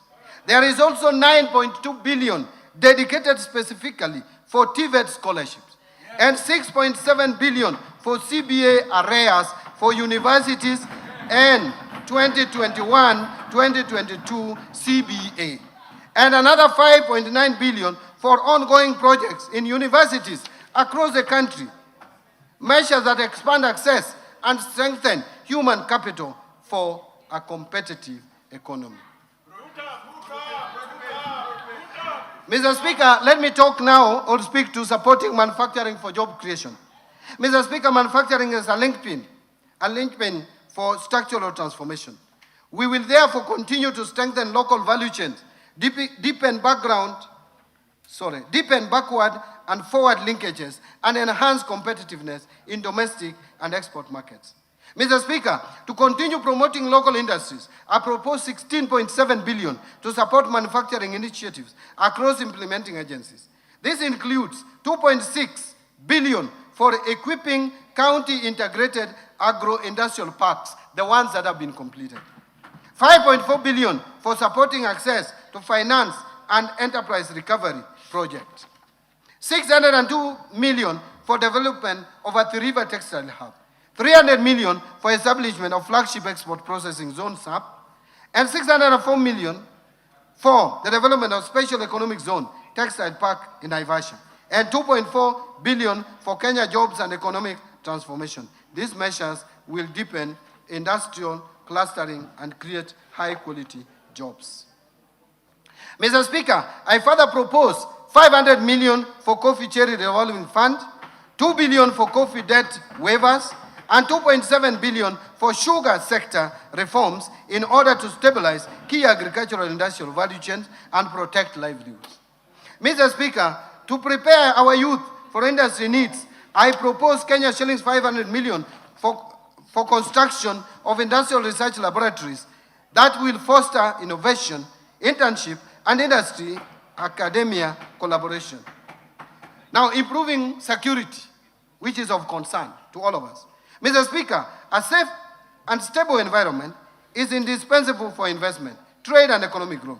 I therefore propose 252.1 billion for defense, 144.7 billion for the National Police Service, 64 billion for the National Intelligence Service, 63.9 billion for internal security and the national administration, and 42.6 billion for prison services. And these allocations strengthen national security and uphold the rule of law. Specific security interventions or investments include 13 billion to cater for leasing of police motor vehicles, 7 billion for police modernization program, 1 billion for construction and modernization of national forensic facilities. I have also proposed 3.9 billion for stipend to village elders for the first time, something that has been talked about for years, to enhance local administrative capacities, to appreciate. Thank you very much. Mr. Speaker, let me repeat. I have also proposed 3.9 billion for stipend to village elders to enhance local administrative capacities and to appreciate and recognize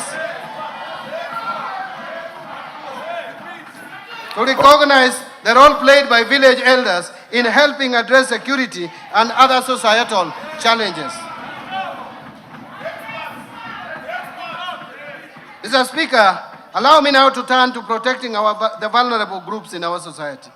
Mr. Speaker, social safety nets remain central to BETA's objective of poverty reduction and inclusive growth. Strengthen safety nets, protect livelihoods, create pathways out of poverty, and enable economically excluded households to participate in productive activities. In this regard, Mr. Speaker,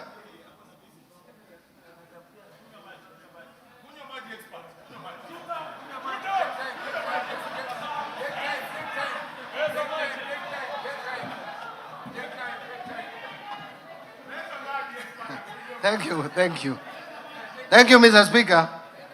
In this regard, I propose 41.8 billion to protect the vulnerable Kenyans, including 24.6 billion for cash transfers to the elderly persons, 8.9 billion for cash transfers to orphans and vulnerable children, and 1.5 billion for cash transfers to persons living with severe disabilities.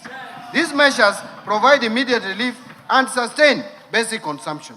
And Mr. Speaker, the allocation also includes 4.3 billion for the Kenya Hunger Safety Net Program, 550 million for the National Fund for the Disabled of Kenya, 1.1 billion for the Child Welfare Society of Kenya, and 200 million to support autism and albinism programs in order to strengthen social protection and community support systems.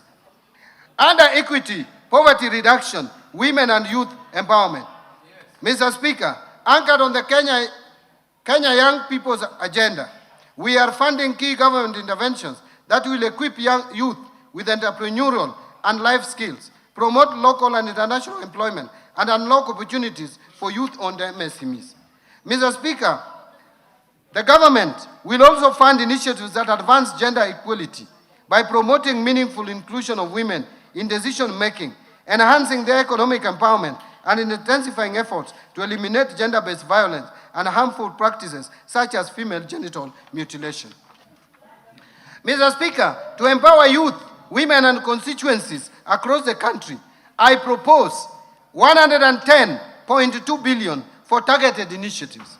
This includes 12.5 billion for the National Youth Service, 4.9 billion to National Youth Opportunity Towards Advancement, that is NYOTA project, 1.6 billion for Youth Employment Support Program, and 1 billion for film development services. These investments will spur skills development, civic engagement, and growth in creative industry. Mr. Speaker, to support women and girls, I propose 402 million for the Women Enterprise Fund and 4.9 billion for the National Government Affirmative Action Fund to enhance their inclusion, dignity, and economic participation. Mr. Speaker, to promote regional equity and strengthen local development, I propose 61.8 billion for the National Government Constituency Development Fund, 10.3 billion for the Equalization Fund to finance programs in marginalized areas, and 10.5 billion for the Kenya Devolution Support Program number 2. In stimulating tourism growth, sports, culture, recreation, and arts. Mr. Speaker, sports and arts are vital for national identity, youth empowerment, and economic diversification. We will therefore promote sports at all levels, enforce international anti-doping standards, and commercial and indigenous knowledge to create livelihood opportunities. To harness national talent and promote Kenya as a regional cultural hub, I propose 45.6 billion for sports, culture, recreation, and tourism, including 25.2 billion for sports, arts and social development fund, 14.3 billion for the tourism fund, and these allocations will stimulate jobs, community development, and foreign exchange earnings. Under environment protection or environmental protection, water and natural resources, Mr. Speaker, environmental conservation, climate resilience, forest reforestation, biodiversity protection, and land restoration are central to sustainable development. Access to clean water, improved sanitation, and expanded irrigation are equally crucial for health, productivity, and agricultural growth. Towards this end, I propose an allocation of 124.8 billion for the cluster. And Mr. Speaker, to safeguard ecosystem and tackle climate risk, I propose 13.4 billion for forest resources conservation and management, 1.7 billion for forest research and development. I also propose 3.2 billion for tree growing campaign.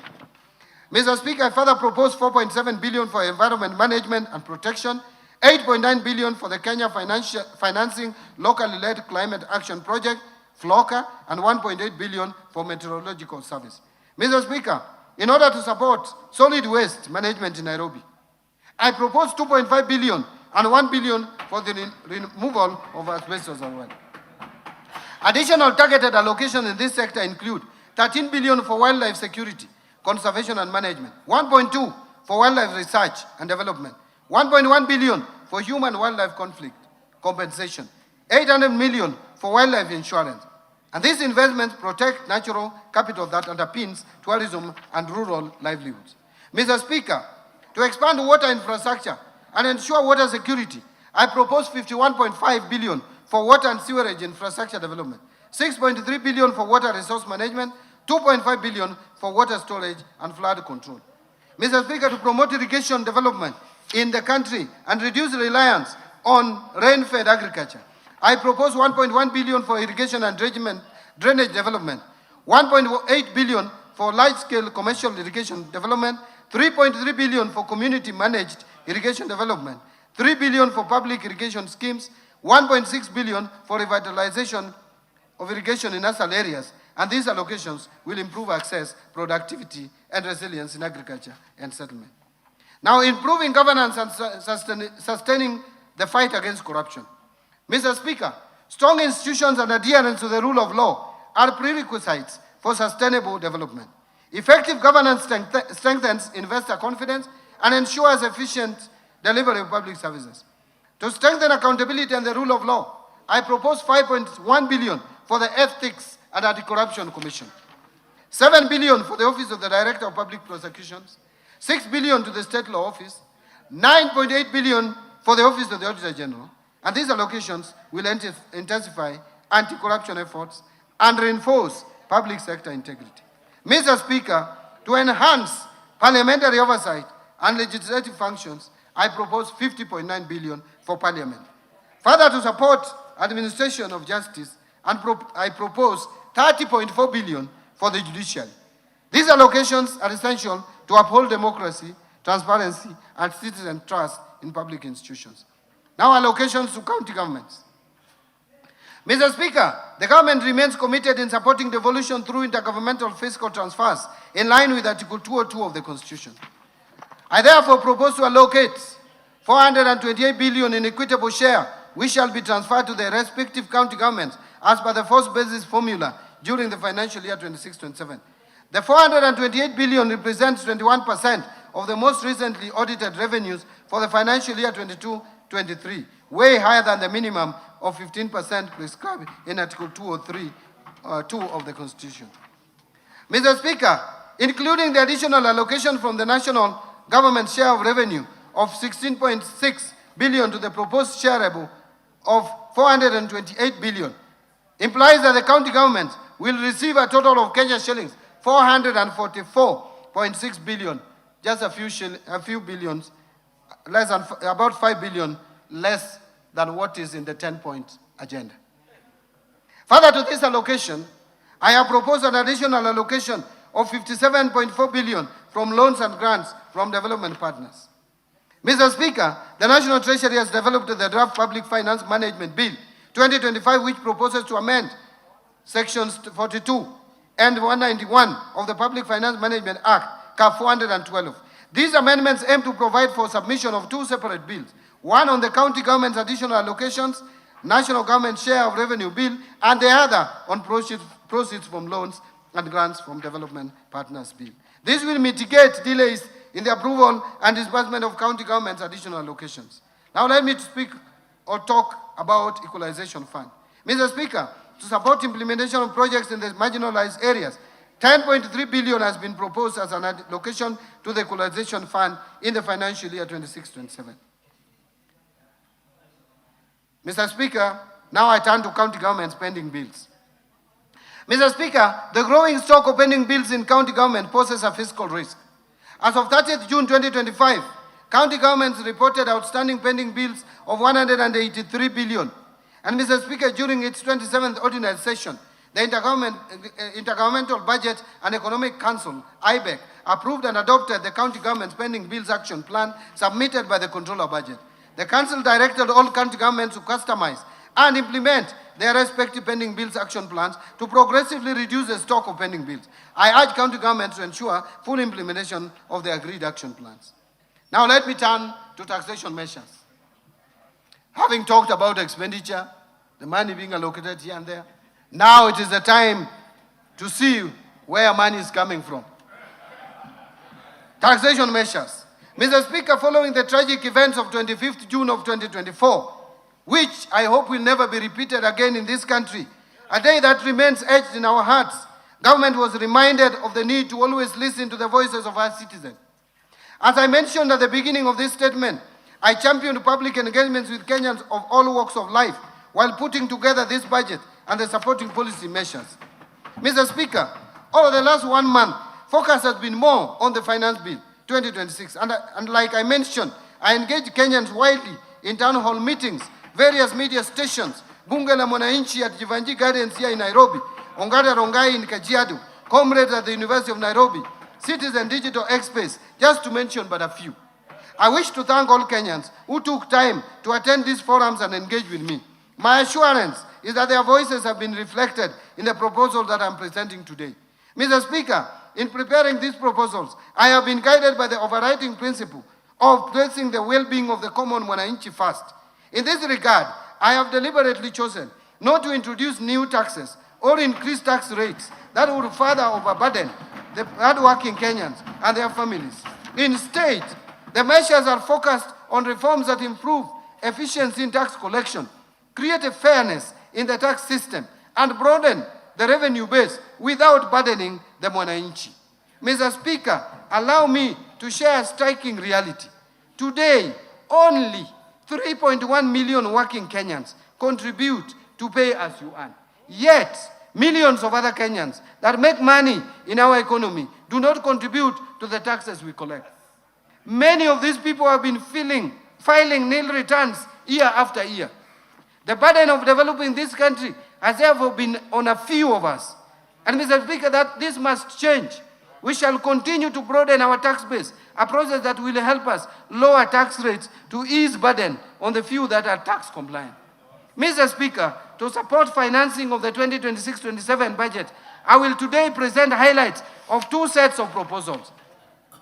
The first set of proposals relates to custom measures agreed upon by the East African Community Ministers, Cabinet Secretaries responsible for finance and economic affairs during this year's pre-budget consultations held in Arusha, Tanzania on 15th May 2026, and which we will conclude this coming weekend.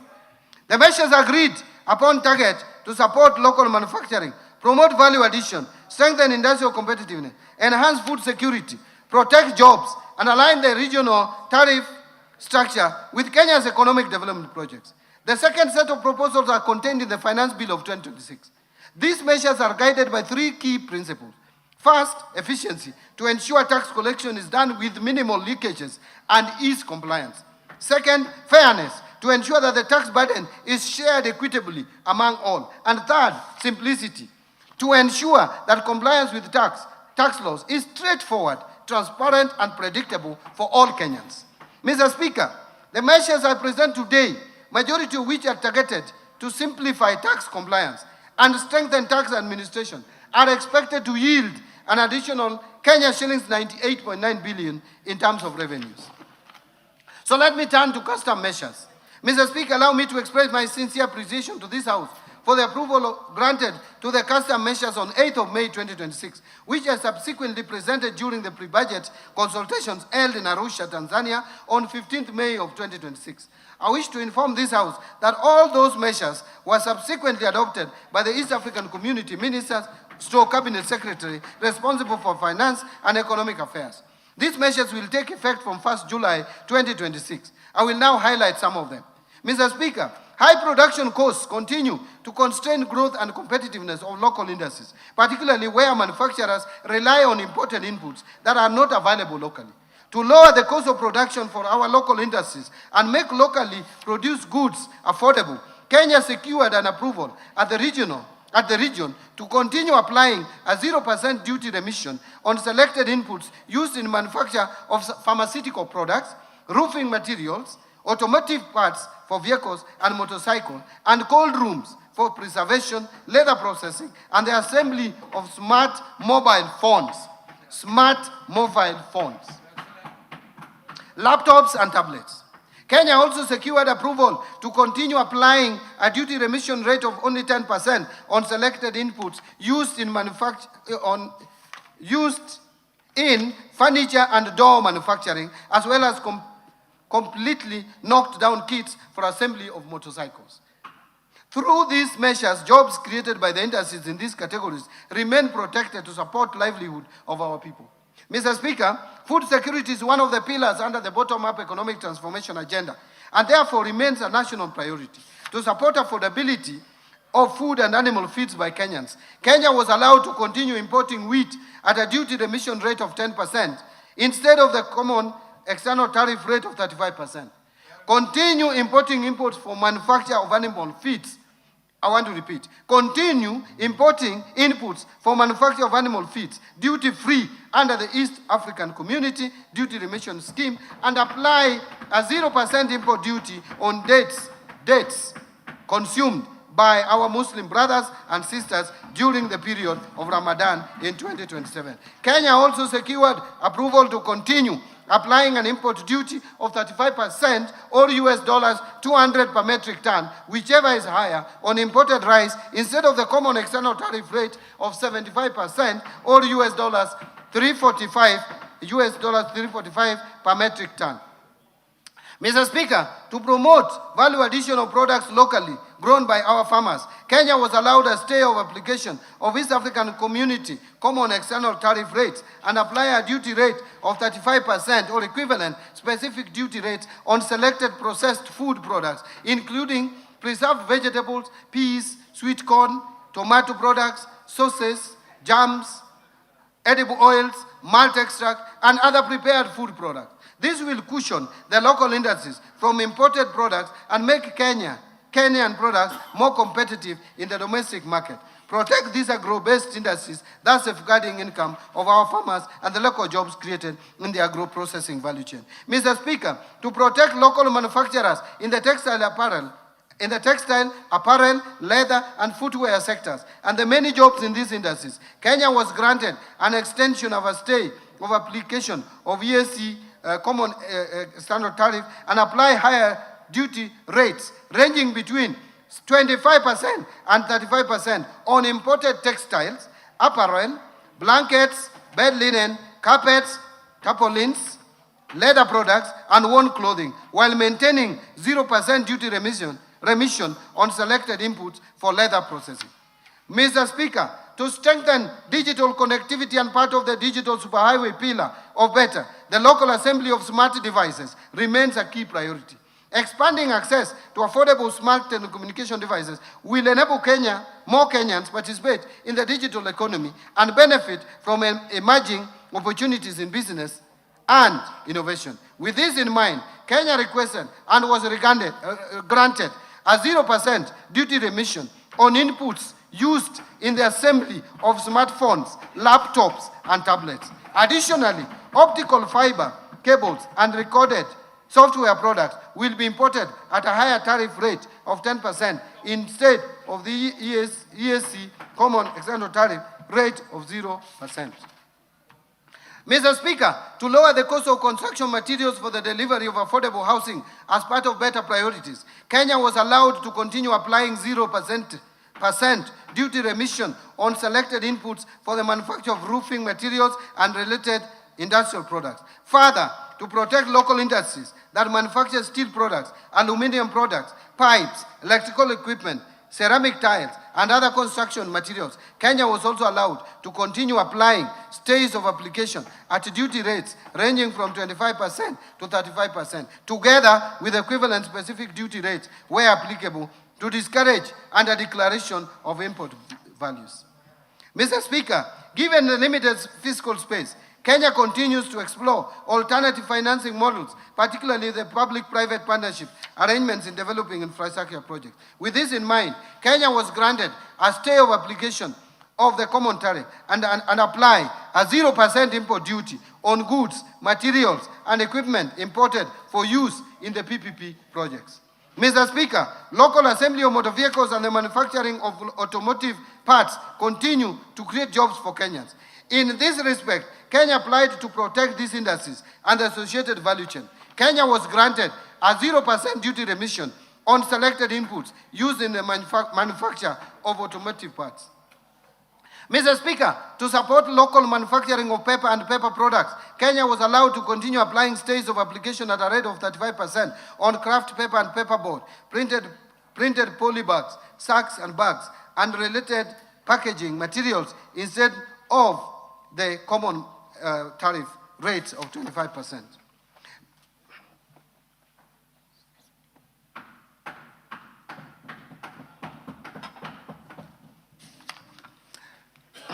Mr. Speaker, to protect local manufacturers of household and industrial products and the jobs therein, Kenya will continue to the stays of application under the common tariff rates and apply rates ranging from 25 to 35%, together with equivalent specific duty rates where applicable on products including LPG stoves, cookware, aluminum products, steel products, electrical equipment, and related manufactured goods.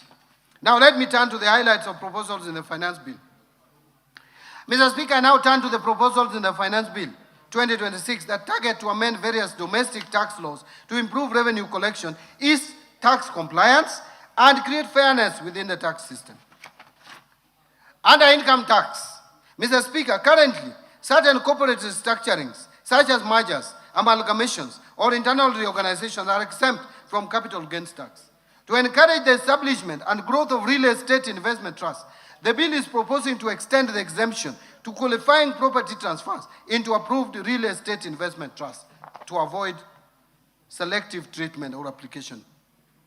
Mr. Speaker, to promote fairness, improve consistency within the tax system, and support investment in the petroleum sector, the bill is proposing to reduce the corporate tax rate applicable to non-resident petroleum contractors to 30% from 37.5%. This will harmonize with the rate that is applicable to other non-resident companies.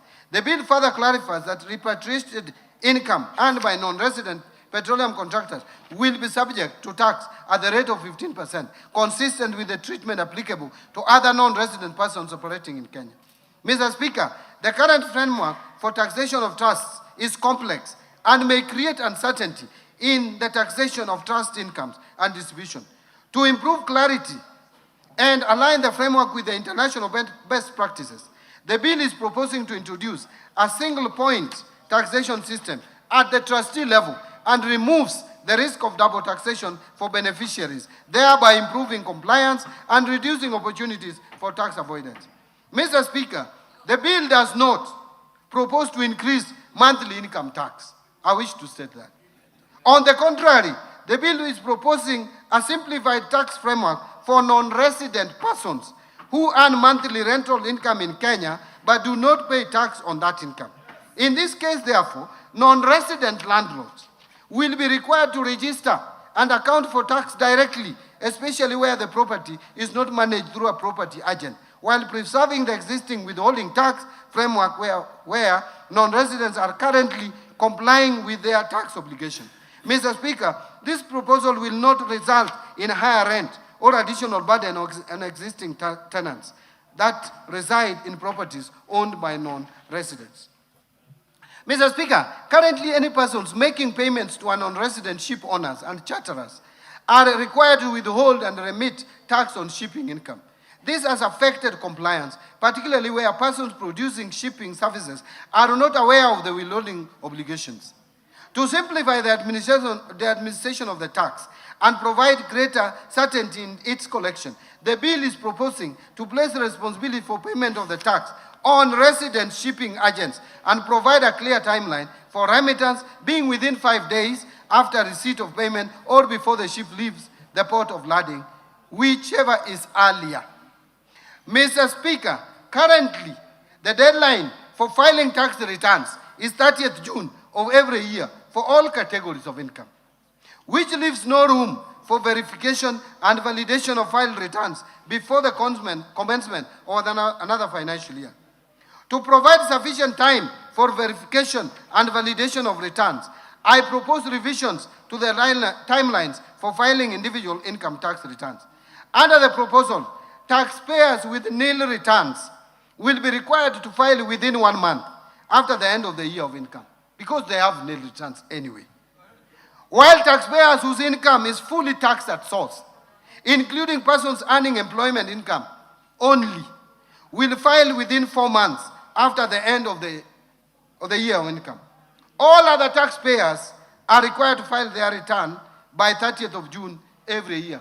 All businesses will still continue to file their returns by 30th of June every year. So it is not true that we are reducing for everyone, making filing returns complicated. Mr. Speaker, currently gains arising from offshore transfers where the value of the transferred shares is derived from assets located in Kenya are not taxed.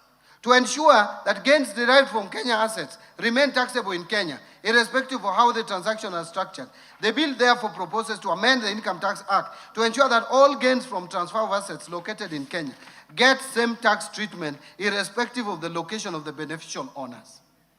Mr. Speaker, when companies make profits, those profits should find their way back to shareholders within a reasonable time. Currently, some companies have been holding back their profits indefinitely, simply to defer paying dividend tax. This is a loophole that needs to be addressed. In order to provide greater certainty in the application of the deemed dividend provision, which is already in law, and discourage indefinite retention of profits solely for purpose of deferring dividend taxation, the bill is proposing to introduce a minimum deemed dividend distribution threshold of 60% of undistributed income. Mr. Speaker, rapid advances in technology have transformed the way businesses make payments, distribute software, and provide services across borders. However, the current Income Tax Act provisions do not clearly address the tax treatment of certain payments arising from software distribution arrangements, payment card schemes, payment processing systems, and related digital platforms. This has created uncertainty and disputes regarding the taxation of interchange fees, merchant service fees, and other payments made for access to this system. The bill therefore proposes amendments to clarify the definition of management of professional fees and royalties in order to provide a clear legal framework for taxation of such payments and reduce opportunities for revenue leakage. Mr. Speaker, gambling activities have grown significantly in recent years, particularly through digital platforms. While these are legitimate activities, winnings from gambling are income, and like any other income, they should be taxed. The bill therefore proposes to introduce withholding tax on winnings, lotteries, and prize competitions. Mr. Speaker, the scrap metal trade is a significant economic activity that supports the livelihood of many Kenyans. To improve traceability of transactions and strengthen compliance for scrap metal trade, the bill proposes to introduce a withholding tax on incomes earned from the sale of scrap metal at a low rate of 1.5% of the gross amount paid. Mr. Speaker, currently payments made by the national carrier to non-resident service providers are exempt from payment of withholding income tax, while similar payments when made to residents are taxed. To promote fairness and ensure consistent tax treatment between resident and non-resident service providers, the bill proposes to remove the exemption from withholding tax on payments made by the national carrier to non-resident service providers. Value-added tax, VAT. Mr. Speaker, I will now turn to the proposed amendments to the value-added tax. Mr. Speaker, Dialysis remains a life-sustaining treatment for many Kenyans living with kidney disease. Yet the cost of essential renal treatment equipment continues to place pressure on households and healthcare providers. The bill therefore proposes to exempt dialyzers, which is a critical life-saving component for patients experiencing kidney failure, from VAT to reduce their cost and make renal treatment affordable. Mr. Speaker, the government recognizes the important role that trade is in used clothing and footwear, commonly known as mitumba, continues to play in supporting livelihood and affordable access to clothing across the country. To simplify compliance, the bill proposes to charge VAT at the point of importation, while subsequent domestic sales of worn clothing and worn footwear will be exempt from VAT. This means that mitumba traders selling to everyday Kenyans will not be burdened with VAT obligations. Contrary to what is being said out there, we are making mitumba more and more cheap because there will be no multiple VATs. You only pay once at the point of entry. Mr. Speaker, currently passengers arriving at the ports of entry in Kenya are allowed VAT exemption on value of goods not exceeding only $300. This threshold has remained unchanged and has not kept pace with the current realities. The bill, therefore, is proposing to increase the VAT exempt threshold on value goods for passengers arriving at the ports of entry from $300 to $2,000. Mr. Speaker, the scrap metal sector plays an important role in supporting local manufacturing and recycling activities, but presents significant challenges in administration of input VAT. To simplify VAT administration within the sector, while complementing the withholding income tax framework proposed under the Income Tax Act, the bill therefore proposes to exempt scrap metal from payment of VAT. Mr. Speaker, public-private partnership continues to play an important role in the delivery of strategic infrastructure projects across the country. To reduce the cost of implementation of the project, the bill proposes a VAT exemption for goods and services imported or procured locally for use solely in the approved public-private partnership infrastructure projects. Mr. Speaker, the rapid growth of digital payment platforms has created uncertainty regarding the VAT treatment of certain payment facilitation and processing services. While these services support financial transactions, they are distinct from the underlying financial services. The bill therefore seeks to clarify that core financial services, including money transfer services such as M-Pesa, will remain exempt from VAT, while platforms that facilitate services such as merchant acquiring, payment gateway, aggregation, and settlement services will not qualify for exemption. Mr. Speaker, to promote consistency in the treatment of input VAT and support proper administration of the VAT framework, the bill is proposing to require adjustment of input VAT previously claimed where goods that were intended for taxable supply subsequently become exempt while still in stock. Mr. Speaker, Kenya's tax expenditure was estimated at 286 billion, or 1.8% of GDP in 2024, a decline from 368 billion, or 2.4% of GDP in 2023. But, Mr. Speaker, to further reduce tax expenditures, I propose to rationalize some of the existing incentives, such as to remove VAT exemption on certain goods and services currently exempt, including denatured ethanol, direction finding compass, affordable housing construction inputs, tourism facility construction inputs, and aircrafts of Chapter 88, excluding parts and large aircrafts of over 2,000 kilograms. These are what we call choppers, helicopters. We are removing them from VAT exempt. But aircraft parts will still enjoy VAT exemption. To exclude from VAT exemption spare parts applicable to official aid-funded projects to reduce opportunities for misuse of the exemption. So we exempted the vehicles, but not the parts. Transfer selected supplies from zero-rated status to VAT-exempt status in line with the national tax policy objective of limiting zero rating primarily to export. To exempt mobile phones from VAT as part of the simplified taxation framework for mobile phones outlined under the proposal under Excise Duty Act. So when we talk of excise duty on phones, moving from 10% to 25%, they talk about that, but they fail to say that we are removing VAT on mobile phones from 16% to nothing.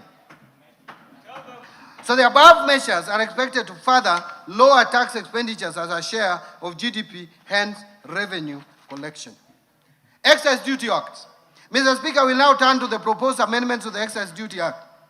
Mr. Speaker, currently, more Kenyans are drinking bottled water in both urban and rural areas. The bill is proposing to remove excise duty of 6 shillings and 41 cents per liter of bottled water. We are removing excise duty on bottled water. Mr. Speaker, it is expected that the vendors of bottled water will pass this benefit to the ordinary citizen by lowering the price of bottled water because it has ceased to be a luxury. Mr. Speaker, mobile phones have become essential tools for enhancing communication, access to information, and delivery of services. They support among others, education, businesses, financial services, e-commerce, healthcare, and social interaction, while also promoting digital inclusion, productivity, and social economic development. Mr. Speaker, to further encourage use of mobile phones in the country, the bill is proposing to simplify taxation of mobile phones by replacing the existing multiple taxes and levies with a single excise duty charged at the rate of 25% at the point of activation on any telecommunications network. This measure will lower the prices of mobile phones in the country. I heard another leader saying 25%, but I'm asking, why is he complaining about 25%? Does he want us to remain at 55.5%? Because that is the rate as at today. Mr. Speaker, in recognition of health risks associated with excessive sugar consumption, the bill proposes to increase excise duty on sugar-sweetened beverages from 14 shillings per liter to 20 shillings per liter. Mr. Speaker, in support of public health, the bill also proposes to adjust excise duty rates on other manufactured tobacco and tobacco substitutes, tobacco extracts, and essences from 11,382 per kilogram, shillings per kilogram, to 12,550 per kilogram.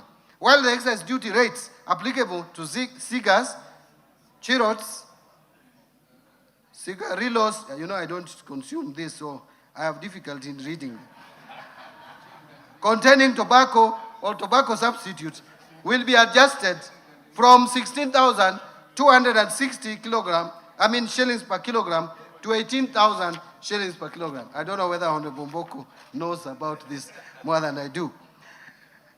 Mr. Speaker, betting or horse trading is currently exempt from excise duty. In order to create fairness in the taxation of betting and gaming activities, the bill is proposing to remove this exemption. Further, to expand the scope of taxation, the bill proposes to amend the definition of gaming wallets to include land-based betting and gaming activities.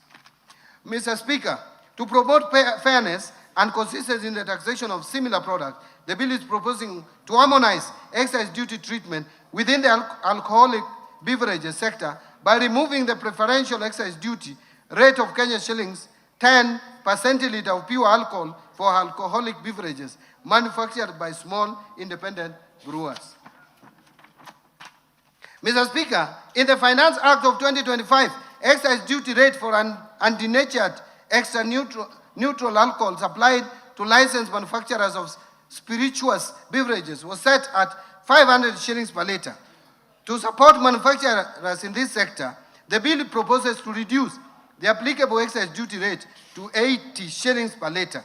And in addition, the bill proposes amendment to clarify that this rate is applicable to both locally purchased and imported undenatured extra neutral alcohol supplied to licensed manufacturers. Mr. Speaker, to address environmental externalities, the bill proposes to introduce excise duty on coal at the rate of 5% of the excisable value. The bill also proposes to extend excise duty on plastic articles for locally manufactured products in order to promote consistency in tax treatment. And Mr. Speaker, the bill further proposes to establish a clear excise duty taxation framework for vintage and collector vehicles. This proposal relates to vehicles whose year of first registration is at least 30 years before the date of purchase and whose value is at least 10 million shillings. Tax procedures.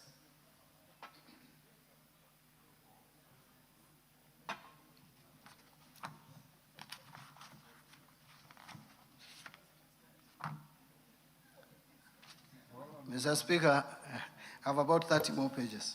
Nobody's complaining.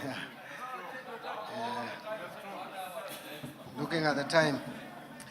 Now, on Tax Procedures Act, Mr. Speaker, the proposed amendments to the Tax Procedures Act seek to strengthen tax administration, improve compliance, support digitization, and make it easier for taxpayers to meet their obligations.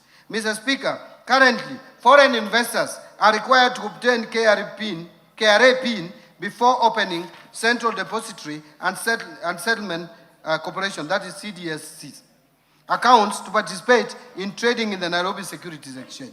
In order to improve the attractiveness of Kenya's capital markets to foreign portfolio investors, the bill proposes to exempt foreign investors from the requirement to obtain KRA PIN solely for purposes of opening Central Depository and Settlement Corporation accounts. Mr. Speaker, income earned by non-resident investors from investment in the Nairobi Securities Exchange is subject to withholding tax as a final tax, and they are not required to file annual income tax returns. Mr. Speaker, I am grateful that this House approved the Virtual Asset Service Providers Bill of 2025 that was subsequently enacted in 2025. Mr. Speaker, currently, there is no reporting framework for virtual asset transactions. In order to address this gap, the bill proposes to introduce a virtual asset reporting framework for virtual asset service providers so as to improve visibility of virtual asset transactions and align Kenya's reporting framework with the international best practices.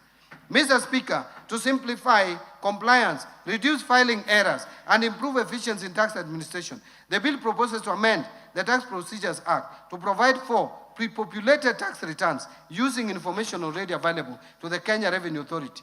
And under this amendment, taxpayers still retain the right to review, confirm, or amend the information before submitting their returns. Mr. Speaker, to strengthen the integrity of the tax system and prevent tax arrangements designed primarily to obtain a tax benefit while preserving fairness for compliant taxpayers, the bill is proposing introduction of a general anti-avoidance rule applicable across tax laws. Mr. Speaker, the Tax Procedures Amendments Act of 2024 provided for a tax amnesty on penalties, interest, and fines for taxpayers on tax liabilities accrued up to 31st December 2023. This facilitated taxpayers to clear principal tax liabilities to government. In order to encourage settlement of existing tax liabilities by more taxpayers, this bill is proposing a 6-month amnesty beginning 1st July 2026 for tax liabilities accrued up to 31st December 2025. Under this amnesty, taxpayers who settled the principal tax due within the amnesty period will qualify for waiver of the related penalties, interest, and fines. Mr. Speaker, to support faster resolution of system-related issues and improve taxpayer confidence in digital tax administration, the bill proposes to allow for waiver of penalties and interest by the Commissioner up to a specified threshold of 2 million arising from electronic tax system errors. Mr. Speaker, to improve continuity of tax records and simplify compliance for reinstated entities, the bill proposes to provide for automatic reinstatement of a personal identification number where the registered company or other entity is restored to the official register. Mr. Speaker, to improve efficiency in tax administration, the bill is proposing to allow tax assessments to be issued based on information lawfully available to the Commissioner. Mr. Speaker, to further align enforcement of tax compliance, the bill is proposing to amend the Tax Procedures Act to clarify that enforcement of tax collection when a tax appeals tribunal or a court judgment on a tax dispute is in favor of the Commissioner shall only be suspended where a stay order has been granted. Mr. Speaker, to lower compliance costs and simplify customs clearance procedures, the bill is proposing to remove the requirement for importers to present certificates of origin where such certificates are not necessary for purposes of claiming preferential tariff treatment. Now let me turn to Miscellaneous Fees and Levies Act. Mr. Speaker, under the Miscellaneous Fees and Levies Act, the bill proposes to rationalize the application of import declaration fee and railway development levy exemption on aircraft by limiting the exemption to aircraft parts and large aircraft used for commercial air transport. This measure is intended to better target the exemption while supporting Kenya's position as a regional hub for aircraft maintenance and aviation services. Mr. Speaker, the bill is also proposing amendments to clarify the application of customs procedures to all fees and levies imposed under the Miscellaneous Fees and Levies Act. These measures are intended to improve administration and support prudent fiscal management. Mr. Speaker, to support the growth of real estate investment trust market and development of Kenya's capital markets, the bill proposes to exempt from stamp duty transfers of beneficial interest in property into approved real estate investment trust.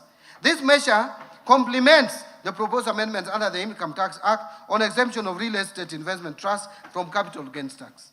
Mr. Speaker, in line with the proposed simplified framework under the Excess Duty Act on mobile phones, the bill is proposing to exempt imported mobile phones from imported declaration fee and railway development levy, another benefit that is not being talked about by naysayers of the bill. Mr. Speaker, to increase resources available for road maintenance while ensuring that existing annuity obligations continue to be met, the bill proposes amendments to the Road Maintenance Levy Act to reduce the allocation to road annuity fund from 3 shillings per litre to 1.5 shillings per litre of fuel. And this reduction of 1 shilling and 50 cents per litre of fuel will be allocated to road maintenance levy funds. Mr. Speaker, let me now conclude. Mr. Speaker, as I conclude, I want to underscore that we have navigated a period of extraordinary challenge, yet the economy has held firm. Kenyans have demonstrated remarkable resilience and patience, and this government has remained steadfast in its commitment to deliver on the promises of the bottom-up economic transformation agenda at the most difficult period in the history of this country. Mr. Speaker, this budget was carefully crafted against a backdrop of limited fiscal space and competing priorities. It reflects prudent choices and disciplined fiscal management while directing resources towards programs and interventions that will have the greatest impact on the lives of ordinary Kenyans while staying firmly on course with our fiscal consolidation plan. Mr. Speaker, the reforms I have outlined today are designed to cushion our citizens, strengthen economic resilience, and lay the foundations for sustainable growth and transformation. They will stimulate job creation, ease the cost of living, and accelerate economic transformation of our people, that our people deserve. Mr. Speaker, this budget is deliberate, decisive, and targeted. It channels scarce resources to where they catalyze the greatest economic and social returns. To smallholder farmers and pastoralists, to MSMEs and youth, to health and education, to infrastructure that connects markets, and to institutions that uphold the rule of law.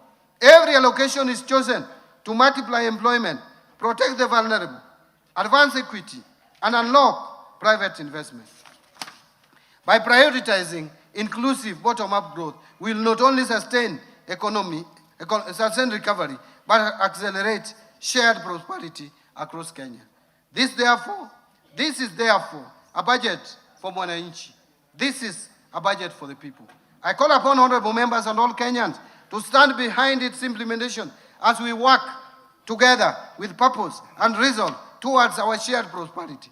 Together, we can translate these investments into jobs, higher incomes, and a better future for every Kenyan.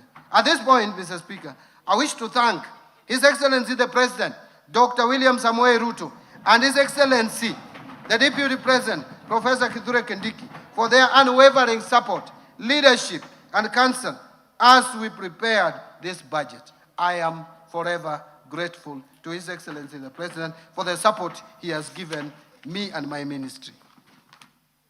I am also greatly indebted to the Prime Cabinet Secretary, the Attorney General, my fellow cabinet secretaries, all the principal secretaries, accounting officers, and all personnel across government ministries, departments, and agencies who have diligently contributed to the development of financial year 26-27 budget.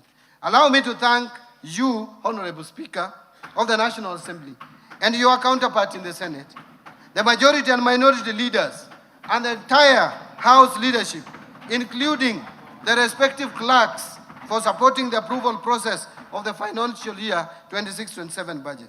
My sincere thanks to honorable chairs and members of both the Budget and Appropriations Committee and the Finance and National Planning Committee and all other departmental committees of this House, as well as the staff of the Parliamentary Budget Office, for their constructive inputs and leadership during the approval process of this budget. I appreciate in a special way Dr. Chris Kipto, the Principal Secretary for the National Treasury, and the staff of the National Treasury who have worked tirelessly, hard, and long hours to ensure that this budget and the supporting documents are prepared and supported and submitted within the legal timelines. I also wish to appreciate my two other Principal Secretaries at the National Treasury, namely Dr. Boniface Barasa Makoha, the Principal Secretary for State Department for Economic Planning, and Mr. Cyril Wagunda Odede, the Principal Secretary for State Department of Public Investment and Assets Management, and their respective staff for the support during the preparation and finalization of the budget for financial year 26-27. My sincere appreciation also goes to the Governor of the Central Bank of Kenya, the Commissioner General of the Kenya Revenue Authority, as well as the management and staff of both institutions, and all MDAs for their valuable contributions to the budget process. My gratitude to our multilateral and bilateral development partners for their continued technical and financial support. I also thank the private sector for their participation and contribution in the budget process. I wish to appreciate the members of the Fourth Estate and all non-state actors for the active engagement and participation in the financial year 2026-27 budget process. Mr. Speaker, I cannot forget to mention this. My sincere thanks also goes particularly to my dear wife, Madam Rhoda Mbadi, and my children who have remained my pillar. In the course of the year, calls of duty would be challenging, but when I got home, I felt relaxed among them. I will forever be grateful for their support, inspiration, and prayers as I executed my duties at the National Treasury. Finally, Mr. Speaker, I wish to thank Kenyans from all walks of life who gave their suggestions and proposals throughout the budget-making process. Thank you, and may God bless Kenya. Thank you. Thank you. Mr. Speaker. Yes, go on. Mr. Speaker, before I resume my seat, you will recall that I have already submitted to this House the budget estimates and the Finance Bill 2026, together with the accompanying documents as required by the Public Finance Management Act, CAP 412A. Today, I further submit the following documents to this August House and request that you graciously receive them. Number one, budget statement for financial year 26-27. Number two, the 2026 budget policy statement. Number three, estimates of revenue, grants and loans for the financial year 26-27. Number four, financial statement for the financial year 26-27 budget. Number five, medium-term debt management strategy 2026. Number six, budget highlights, the Mwananchi guide for the financial year 2026-27 budget. And I believe we have put here also the Kiswahili version. Number seven, statistical annex to the budget statement for the financial year 26-27. Thank you, Honorable Speaker. Thank you, honorable members.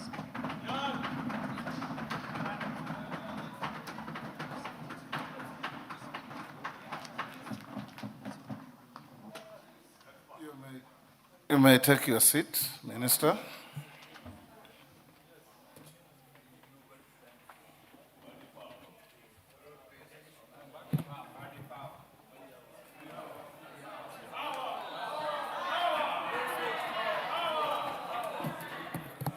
Order. Honorable members, I wish to thank the Cabinet Secretary for National Treasury for ably making a public pronouncement of the budget highlights for the national government for the financial year 2026-27 and the medium term and the revenue-raising measures. In this regard, honorable members, I confirm that in conformity with the provisions of sections 39 and 39A of the Public Finance Management Act, Cap 412A, and the Standing Order 244C, the Cabinet Secretary has submitted to the National Assembly the relevant legislative proposals necessary to actualize the revenue-raising measures to finance the 2026-2027 budget. This has since culminated in the Finance Bill 2026, which is under consideration by the House. Honorable members, it is now my pleasure to invite all honorable members, the Cabinet Secretary for the National Treasury and Economic Planning, other Cabinet Secretaries, representatives of the Judiciary, members of the Diplomatic Corps, and all invited guests to a reception at the Parliament courtyard hereafter. Honorable members, the time now being 6:13, the House now stands adjourned until Tuesday, 16th June 2026 at 2:30 p.m. I thank you.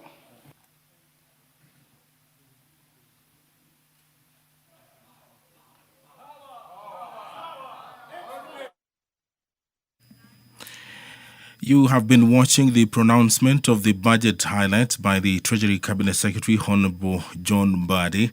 The broadcast has been brought to you by the Parliamentary Broadcasting Unit in conjunction with the Kenya Broadcasting Corporation. On behalf of the team here, led by the acting head of PBU, Stephen Nyakuti, coordinator Doris Gitonga, director Stephanie Ayeta, Brenda Mora, camera operators Nao Mora, Hamis Mambo, Efe Lagare, Calvin Muthe, sound operators Stanley Njeru and Alan Kigali, graphics James Thiongo, engineers Evans Ombati, George Kweyu, Edmond Masega, Miriam Mutiso. My name is Edward Kabasa, and on behalf of my colleague Kamche Menza, good evening.